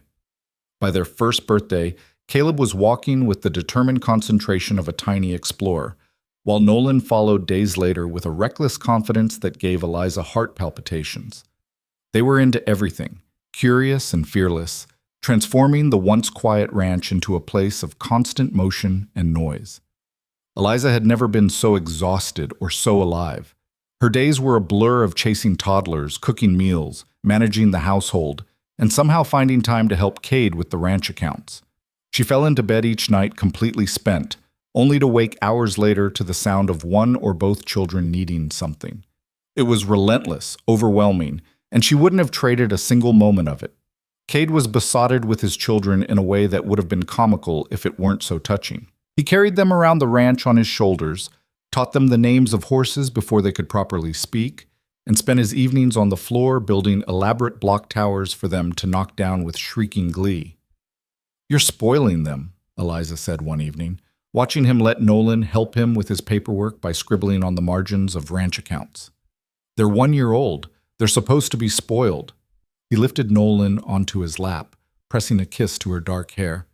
"Besides, I'm making up for lost time." Eliza understood what he meant. The years he'd spent alone, the family he'd lost, the emptiness that had defined his life before she arrived. He was pouring all that stored-up love into these children, and they absorbed it like rain after a drought. Summer came, hot and bright, and with it came changes. Jack's arthritis was getting worse, making the hard physical labor of ranching increasingly difficult. They hired a new hand, a quiet young man named Samuel who'd drifted west from Ohio. But it wasn't the same.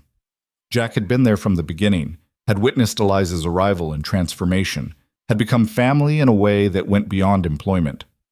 One evening in August, Jack came to the house after supper, hat in his hands, his weathered face apologetic. "I need to talk to you both," he said, "about my future here." They sat at the kitchen table while the twins played on the floor nearby, and Jack explained what Eliza had already suspected. His body couldn't handle the work anymore. He needed to find something easier, maybe a job in town, maybe just retire to somewhere warm where his joints wouldn't ache so fiercely every morning. "I'm sorry," he said, looking genuinely distressed. "I know you're counting on me, and the timing's terrible with Tom just getting married and wanting to start his own place." "Jack," Cade leaned forward, "you've given this ranch 5 years of your life. You don't owe us apologies for being human. But I hate leaving you short-handed. We'll manage." Eliza reached across the table to pat his gnarled hand. "We always do. And you're not abandoning us. You're taking care of yourself, which is exactly what you should be doing." Jack's eyes were suspiciously bright. "You're good people, both of you. I'm going to miss this place. Miss those little ones." He nodded toward Caleb and Nolan, who were engaged in some complicated game involving wooden blocks and a sock. "You'll visit," Cade said firmly. "That's not a request. You'll come back for holidays, for the children's birthdays. This is still your home, Jack, even if you're not working here." They helped him pack, threw him a farewell party that the whole county seemed to attend, and sent him off with enough preserved food and warm wishes to last through winter. His departure left a hole in the fabric of their daily life, but Eliza knew it was the right thing. People couldn't work themselves to death just to maintain someone else's dream. The ranch adapted. Samuel proved capable if reserved, and they hired another hand for the busy seasons. Tom did start his own small spread on the property's eastern edge, taking a portion of the cattle as his stake. The rhythm changed, but persisted, the work continuing in its endless cycle. The twins turned 2, then 3, their personalities solidifying into distinct patterns. Caleb was thoughtful, careful, the child who studied everything before attempting it. He would watch Cade work with the horses for hours, absorbing every detail before trying it himself. Nolan was pure action, leaping before looking, fearless to the point of foolhardiness. She climbed everything, touched everything, questioned everything with an insistence that bordered on exhausting. "She's exactly like you," Cade told Eliza one afternoon after fishing Nolan out of the horse trough for the 3rd time that week.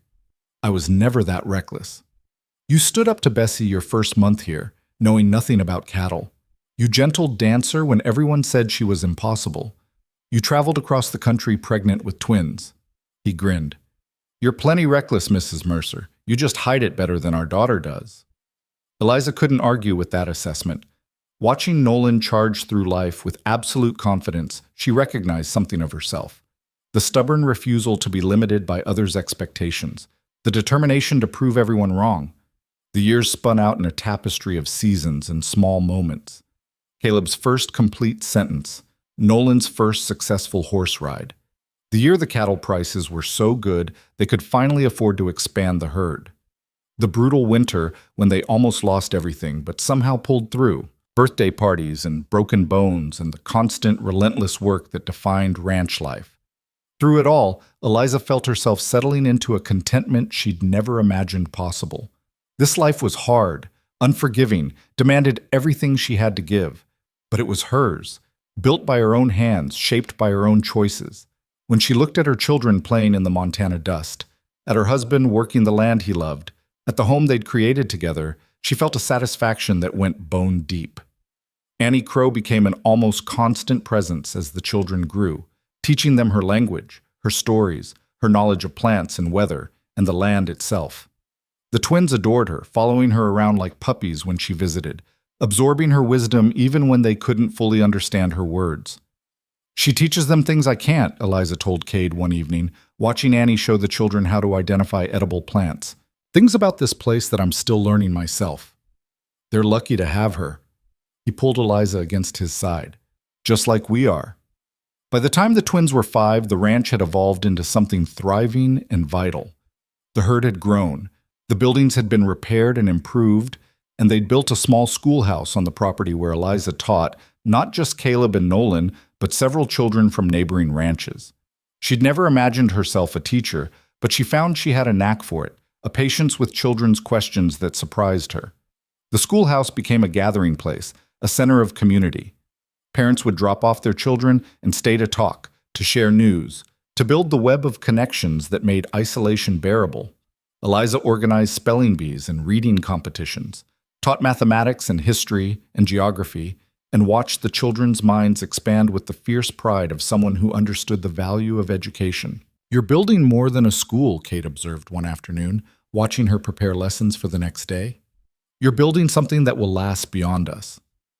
Someone has to. These children need more than just ranch work. They need to know the world is bigger than Montana, even if Montana is where they choose to stay. She looked up from her papers. "I never want them to feel trapped the way I felt trapped in Philadelphia. I want them to choose this life because they love it, not because they don't know any alternatives exist." It was a philosophy she applied to their own children as well. Caleb showed an early aptitude for numbers and reading, spending hours poring over books that Eliza ordered from catalogs. Nolan was more physical, more interested in riding and roping and all the practical skills of ranch life, but Eliza insisted she learn her letters anyway, insisted both children understand that education was not optional. "Why do I need to know about ancient Rome?" Nolan complained one afternoon, her 6-year-old face scrunched with frustration. "We live in Montana." "Because knowledge is power," Eliza told her. "Because understanding how people lived and thought and built civilizations helps you understand the world you live in now. Because I said so." The last reason was the one that held the most weight, but Eliza could see the curiosity kindling behind her daughter's resistance. Nolan might fight learning, but she was absorbing it anyway, her quick mind cataloging information even as she protested.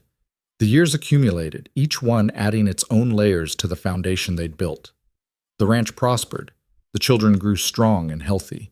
Eliza's body, which had been called barren and useless, proved capable of not just bearing children, but raising them, teaching them, shaping them into people she was fiercely proud of. Letters from Philadelphia came occasionally, her mother's careful script detailing a life that seemed increasingly foreign to Eliza.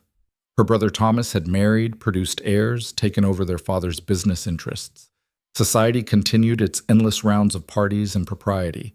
Nothing changed, and everything stayed exactly the same. Eliza would read these letters with a strange detachment, as if they were stories about someone else's life in a world that no longer had anything to do with her. Sometimes she would write back, brief notes describing the children's progress, the ranch's success, the life she'd built. But more often she would set the letters aside, too busy with immediate concerns to worry about a past that felt increasingly irrelevant. The day everything shifted started like any other. Eliza was in the schoolhouse teaching a lesson on state capitals when Samuel came running, his face tight with urgency. "Mrs. Mercer, you need to come quick. It's Caleb." Her heart stopped. She dismissed the other children, told Nolan to stay put, and ran. Samuel led her to the barn where Cade was kneeling beside their son, who was curled on his side, his face pale and pinched with pain. "What happened?" Eliza dropped to her knees, her hands already assessing, checking for obvious injuries. "He was climbing in the loft and fell," Cade said, his voice tightly controlled. "Landed on his arm. I think it's broken." Caleb whimpered, tears streaming down his face, and Eliza felt her own panic rising. Broken bones happened on ranches, were almost expected, but this was her child, her baby, and the sight of him in pain made her want to scream. "We need to get him to the doctor in town," she said, forcing herself to stay calm. "Can you carry him to the wagon?" The trip to town was nightmarish, every bump and jostle making Caleb cry out despite their efforts to cushion him. Nolan had insisted on coming, and she sat in the back of the wagon holding her brother's good hand, her small face fierce with protective fury. "It's going to be okay," she kept saying, her 7-year-old certainty somehow comforting. "Mama will fix it. Mama fixes everything." The doctor confirmed the break. A clean fracture, painful but not complicated. He set the bone, immobilized it in a splint and bandages, and gave Caleb something for the pain that made him drowsy and quiet. "He'll be fine," the doctor assured them.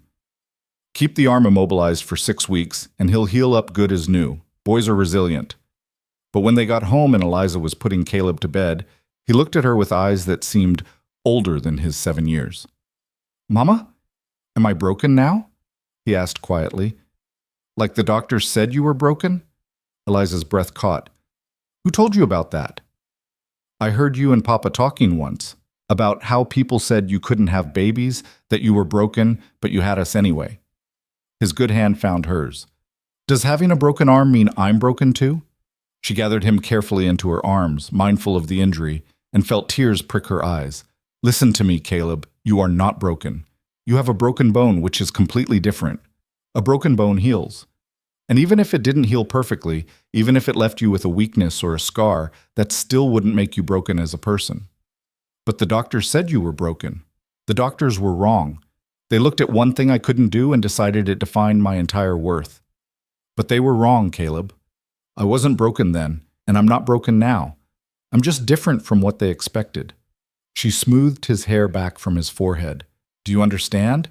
Being different from expectations, having limitations, even having actual injuries, none of that makes you broken. It just makes you human." He considered this, his young mind working through the concept. "So being broken is different from having broken parts?" "Exactly." She kissed his forehead. "You're perfect, Caleb Mercer. Even with a broken arm. Especially with a broken arm because it shows you were brave enough to try something difficult." He fell asleep shortly after, the pain medication pulling him under, but Eliza stayed beside him for a long time, watching him breathe, thinking about everything that word, broken, had meant in her life. Cade found her there an hour later, still sitting vigil. "He's going to be fine," he said softly, sitting beside her on the edge of the bed. I know, but hearing him ask if he was broken, her voice cracked. I never want our children to feel the way I felt. Never want them to internalize that kind of judgment. They won't, because they have you showing them every day what real strength looks like. He took her hand. You've built more than a ranch here, Eliza. You've built a place where our children can grow up knowing their worth isn't conditional on perfection. Caleb healed exactly as the doctor predicted, the bone knitting strong and straight. The incident left him more cautious, which Eliza thought might not be entirely a bad thing, but it didn't diminish his curiosity or his courage. If anything, learning that injuries could heal seemed to embolden him, teaching him that setbacks were temporary rather than defining. The seasons continued their endless cycle. The children grew taller, stronger, more capable. Caleb learned to help with the books, his head for numbers proving valuable as the ranch's finances grew more complex. Nolan learned to ride like she was born in the saddle, could rope a calf by the time she was 9, and showed no interest whatsoever in the quiet, domestic pursuits that society said girls should prefer. She's going to have a hard time if she ever wants to marry, one of the neighboring ranchers' wives said to Eliza at a community gathering. No man wants a wife who can outride and outrope him. Eliza smiled sweetly. Then she'll find a man secure enough in himself not to be threatened by her competence, or she won't marry at all. Either way, she'll be fine. The woman looked scandalized, but Eliza didn't care. She'd spent too many years confined by others' expectations to inflict the same limitations on her daughter. If Nolan wanted to be a rancher, she'd be a rancher. If she wanted to be a teacher, a doctor, an explorer, whatever she chose, Eliza would support her. The same went for Caleb. If he wanted to run the ranch, wonderful. If he wanted to go east and study at university, pursue some other life entirely, that was fine too. Eliza and Cade built the ranch not as a cage to trap their children, but as a foundation to launch them into whatever futures they chose. When the twins turned 10, Cade surprised them all by announcing a trip. Not back to Philadelphia, Eliza had no desire to return there, but to San Francisco, a city neither of them had ever seen. A chance to show the children that the world was bigger and more varied than Montana ranges. They traveled by train, the children pressed to the windows as landscapes transformed, as mountains gave way to valleys, gave way to the ocean. San Francisco stunned them all with its noise and crowds and the vast blue expanse of the Pacific. They walked on the beach, ate in restaurants, visited museums, and showed Caleb and Nolan that there were 1,000 ways to live a life. Do you ever wish you'd stayed somewhere like this? Caleb asked Eliza one evening as they watched the sun set over the water. Somewhere with more people, more things to do? Never, she said honestly. This is beautiful, and I'm glad we came. But Montana is home. The ranch is home. You and your sister and your father, that's my whole world, and it's exactly the world I want. On the train back to Montana, Nolan fell asleep against Eliza's shoulder while Caleb read a book about marine biology they'd bought in the city. Cade sat across from them, his eyes soft as he watched his family. No regrets? He asked quietly, echoing the question he'd posed years ago. Not a single one, Eliza said, and meant it with every fiber of her being. When they finally crested the ridge and saw the ranch spread out below, older now, weathered, but still standing strong against the Montana sky, Eliza felt the same surge of homecoming she'd felt when they returned from Philadelphia all those years ago. This was where she belonged. This was what she'd built, not just buildings and cattle and land, but a life of purpose and meaning, a family that thrived on love and hard work and the stubborn refusal to accept others' limitations. The twins tumbled out of the wagon and ran to greet Dancer, who was old now but still perked her ears when she saw them. Bessie was gone, died peacefully in her sleep 3 years back, but the ranch was full of life. New calves, new horses, new possibilities. That night, tucked into bed with Cade's arms around her and the sound of her children's breathing from down the hall, Eliza thought about the letter that had brought her here, the arrangement that was supposed to be temporary, the exile that had become her salvation. She'd arrived in Montana broken and barren and convinced her life was over. She'd been wrong about all of it. She wasn't broken. She was strong. She wasn't barren. She was abundant beyond measure. And her life wasn't over. It had only just begun. The woman they'd sent away to disappear had become the backbone of a thriving ranch, the mother of 2 remarkable children, the wife of a good man, the teacher of a community. She'd built something that would outlast her, something that mattered. And in the building, in the living, in the stubborn, relentless refusal to let anyone else define her worth, Eliza Mercer had discovered the truest freedom of all, the freedom to be exactly who she was meant to be, unbroken and whole, exactly as she was. The years that followed the San Francisco trip settled into a rhythm that felt almost too perfect, as if the universe were holding its breath before delivering some inevitable blow. But the blow didn't come. Instead, life simply continued in its messy, beautiful complexity, each season bringing its own challenges and rewards. Caleb turned 13 with his nose perpetually in books, his mind already reaching beyond the Montana horizon toward universities and possibilities that both thrilled and terrified Eliza. Nolan, at the same age, could break a horse as well as any adult hand and had opinions about cattle breeding that often proved more astute than the men twice her age.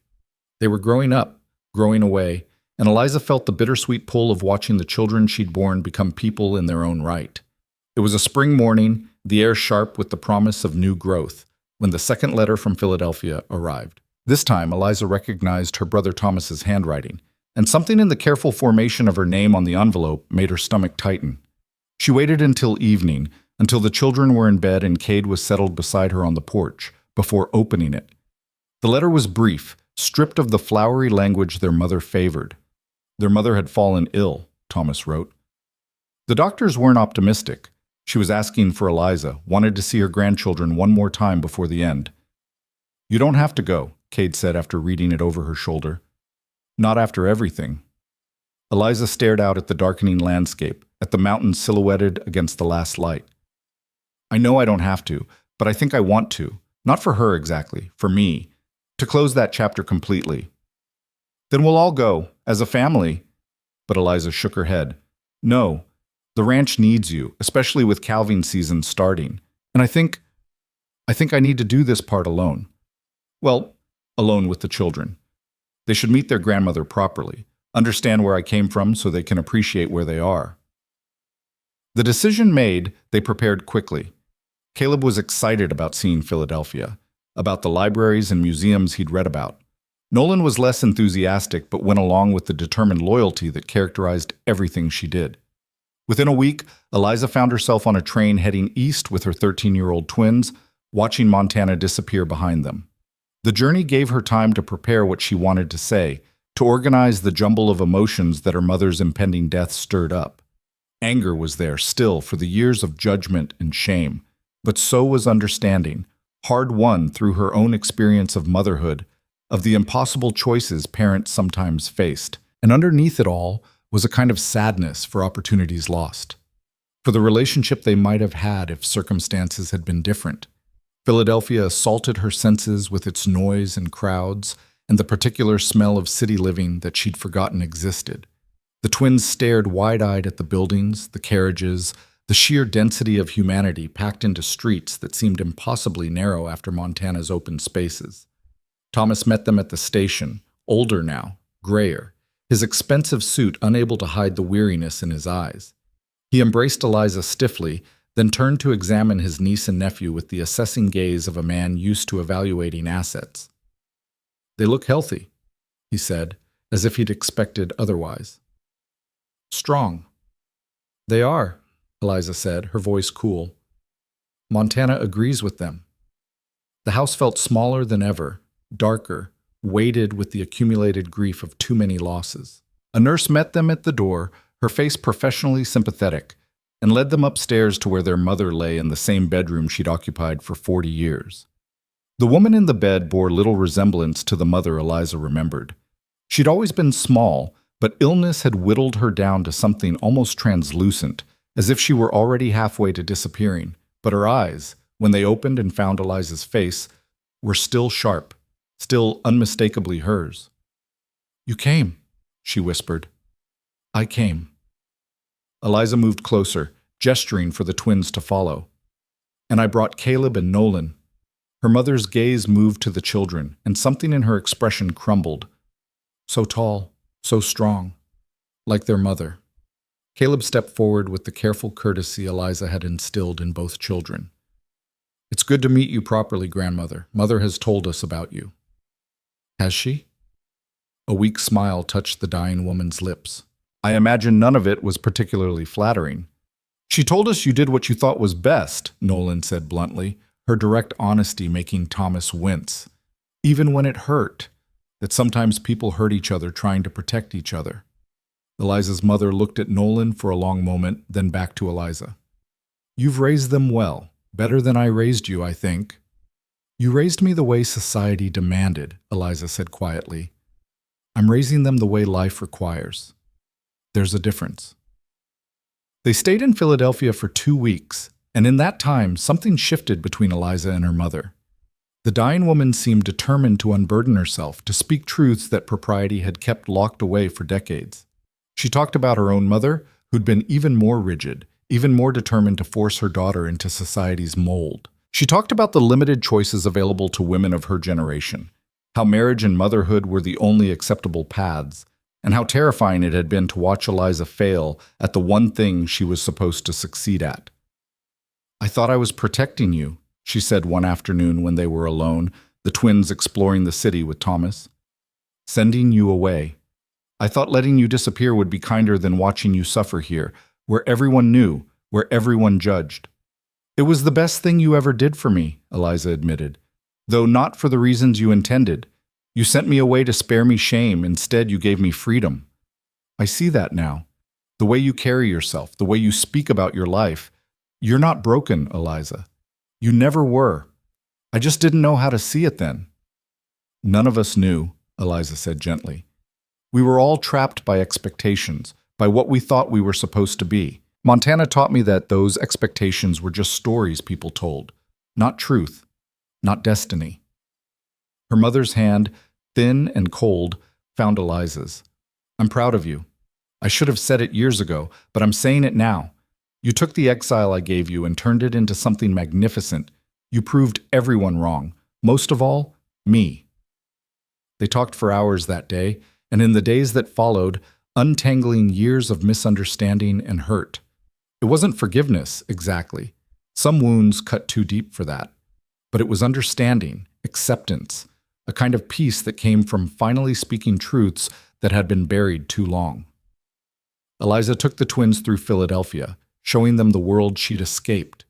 They visited the parks where she'd walked as a girl, the society functions she'd attended, the church where she'd married James in a ceremony full of false hope and borrowed joy. She showed them everything, held nothing back, wanting them to understand the full scope of what she'd left behind and what she'd found instead. It's so small, Nolan said one evening as they walked through the neighborhood where Eliza had grown up. Not the buildings. They're huge. But the way people live here, it feels small, cramped. That's exactly right, Eliza said. The world is enormous, but if you only see the tiny piece society shows you, it feels small. Montana taught me how big the world really is. Caleb was quieter, more thoughtful. Would you have been happy if you'd stayed? He asked. If the doctors had been right, and you'd had children with your first husband, if everything had worked out the way they wanted? Eliza considered the question carefully. I don't think so. I think I would have been comfortable, respectable, and completely hollow. I wouldn't have known what I was missing, but I would have felt the emptiness anyway. She looked at her son. Happiness isn't the same as contentment, Caleb. Contentment is settling for what you have. Happiness is choosing what you want and building it with your own hands. Her mother died on a Tuesday morning, slipping away quietly with Eliza and Thomas at her bedside. The funeral was well attended, full of society people who'd known her mother for decades and barely acknowledged Eliza's existence. They murmured condolences in her direction, their eyes sliding away from her unfashionable dress and sun-weathered skin, clearly uncertain how to categorize this rough-edged woman who'd once been one of them. During the service, while the minister droned on about a woman he'd barely known, Eliza sat with her children and felt nothing but a distant sadness for opportunities lost. She'd made her peace with her mother in those final weeks, said everything that needed saying. There was no unfinished business, no lingering resentment, just the quiet acknowledgement that they'd both done their best with impossible situations, and that was enough. After the burial, Thomas cornered her in the drawing room of their childhood home. Mother left you something, he said, handing her a sealed envelope. Instructions were to give it to you after she passed. Inside was a letter in her mother's shaky handwriting and a bank draft that made Eliza's eyes widen. It was a substantial sum, money her mother had apparently kept separate from the family finances, saved over decades of careful household management. The letter was brief. For the ranch, for the children's education, for whatever dreams you're building out there in that wild place. I may not have understood your life, but I see now that it's yours, truly yours, in a way mine never was. Build something beautiful with it. You already have, but build more. Love, Mother. Eliza read it twice, tears streaming down her face, while Thomas watched with an expression she couldn't quite read. She was proud of you, he said finally. Near the end, that's all she talked about. How you'd taken nothing and built everything. How you'd proven all of us wrong. He paused. I was wrong too, Eliza. About you, about what you needed. I thought I was helping, arranging that position with Mercer. I thought it was charity. It was, Eliza said. It was the best charity anyone ever gave me. You saved my life, Thomas, even if you didn't mean to. Will you stay in Philadelphia now? With Mother gone, there's no reason. Every reason to leave, Eliza interrupted gently. My home is in Montana. My husband, my life, everything that matters is there. This, she gestured at the ornate room, the heavy furniture, the oppressive propriety of it all. This was never my world. I just didn't know it until I found where I actually belonged. Before they left, Eliza took the twins to stand in the parlor where, 15 years earlier, she'd sat in shame and silence while her family arranged her exile. She wanted them to see it, to understand the full circle of her journey.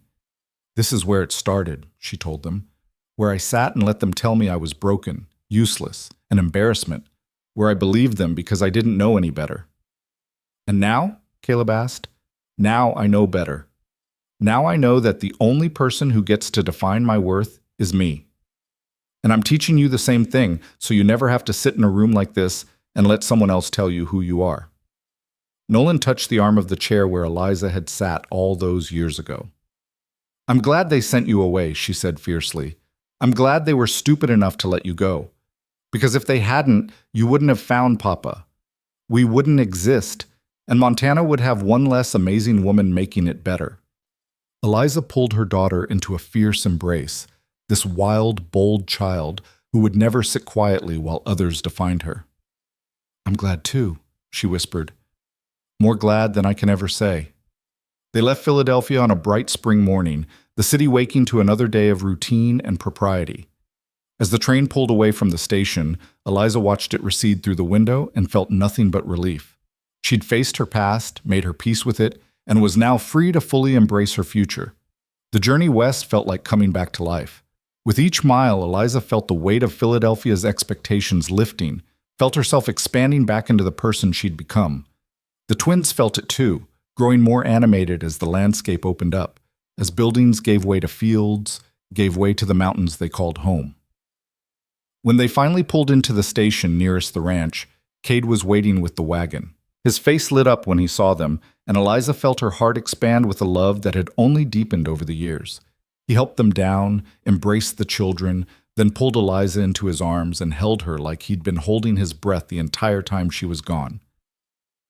How was it? He asked quietly. Necessary, she said. Hard, but good. I'll tell you everything later. Right now, I just want to go home. The ranch appeared on the horizon like a promise kept. The buildings weathered but strong, the land greening with spring growth, the mountains standing eternal watch over it all. As they drove up, Eliza saw that someone, probably Samuel and the new hands, had kept everything running smoothly. The cattle were fat and healthy, the horses sleek, the garden already showing the first green shoots of vegetables. Dancer was at the fence, old now but still perking her ears in greeting. Eliza went to her immediately, pressing her face against the mare's warm neck, breathing in the familiar smell of horse and home and belonging. I missed you, she told Dancer. Missed all of this more than I can say. That evening, after the children were in bed and she and Cade were alone on the porch watching the stars emerge, Eliza told him about her mother's death, about the conversations they'd had, about the money and the letter and the strange, complicated peace she'd made with her past. I don't hate them anymore, she said. My family. I don't even resent them. They did the best they could with what they knew, and what they knew was limited by their world. I'm just grateful that their limitations became my freedom. Cade took her hand, his thumb tracing patterns on her palm. Any regrets about the life you left behind? Not a single one. She leaned against him, solid and warm and home. I sometimes wonder who I would have become if I'd stayed.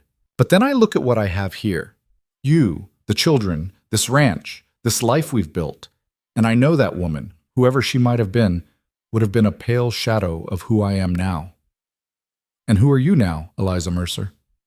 She considered the question seriously. I'm a wife, a mother, a rancher, a teacher. I'm a woman who was told she was broken and proved everyone wrong. I'm someone who took exile and turned it into homecoming. I'm exactly who I was always meant to be, but I had to travel thousands of miles and build a new life from nothing to figure that out. The weeks that followed settled back into the familiar rhythm of ranch life, but something had shifted in Eliza. Some final weight had been lifted, some last shadow of doubt erased. She threw herself into planning for the ranch's future with renewed energy, using her mother's money to expand the herd, to improve the buildings, to establish a fund for the children's education, whatever path they chose. Caleb, at 13, was already talking about studying agriculture science, about learning new techniques for breeding and land management. Nolan wanted to apprentice with a master horse trainer, to take what she already knew and refine it into something extraordinary. Both of them had dreams that reached beyond the ranch, but remained rooted in the land and work they loved. They're going to leave eventually, Cade said one night, reading the same worry in Eliza's eyes that he felt in his own heart. Go off to school, to training, to whatever futures they build. The ranch is going to feel empty without them. I know, Eliza threaded her fingers through his. But isn't that the point? We built this place not to trap them, but to give them the foundation to fly from. We gave them roots so they could grow wings. When did you become so wise? Somewhere between Montana and Philadelphia and back again. I learned that the only way to truly have something is to be willing to let it go. That's what my mother finally understood. That's what I need to remember with our children. The summer brought a surprise visitor. Jack, traveling back from his sister's place in California, older and more weathered, but still with that same twinkle in his eyes. He stayed a week, regaling the children with exaggerated stories of the ranch's early days, helping with the work in ways his arthritis allowed, and filling the house with laughter. On his last evening, he and Eliza sat on the porch while the rest of the family was inside cleaning up from supper. You did good, Mrs. Mercer, he said. Better than good. You took this place and made it into something special. Not just the ranch, the whole community. That school you started, the way you welcome everyone, the way you've shown people that there's more than one way to live a life out here. That matters. I just did what needed doing, Eliza said. No. Jack shook his head. You did what no one else thought possible. You came here broken, or so they said, and you built something unbreakable. That's not just doing what needs doing. That's creating something new. After Jack left, Eliza found herself thinking about his words, about legacy and meaning, and what would remain when she was gone. The ranch would continue, she knew that. Caleb or Nolan or both might run it, or they might sell it to someone who would love it as much as they did. The buildings might change, the boundaries might shift, but the essential truth of the place, that it was built on hard work and stubborn hope, would endure. The school would continue too, she hoped. Even if she wasn't teaching it, even if someone else took over, the principle would remain that children deserved education, deserved choices, deserved the freedom to become whoever they were meant to be. But her real legacy, she realized, wasn't the ranch, or the school, or any physical thing she'd built. It was her children, growing strong and confident and unafraid. It was the example she'd set of refusing to accept others' limitations, of defining her own worth, of building a life on her own terms. That was what would outlast everything else. Fall arrived with its usual burst of color and activity, the harvest coming in, preparations for winter beginning. The twins were 14 now, shooting up so fast that Eliza had to let out their clothes monthly. They were on the cusp of adulthood, still her children, but becoming their own people with alarming speed. One October evening, as the first frost silvered the grass and the stars blazed cold and bright overhead. The whole family gathered on the porch after supper. It had become a tradition, this quiet moment before the day ended, a time to simply exist together without agenda or urgency. "Tell us again how you and Mama met," Nolan said, even though she'd heard the story dozens of times. Cade smiled, his arm around Eliza's shoulders.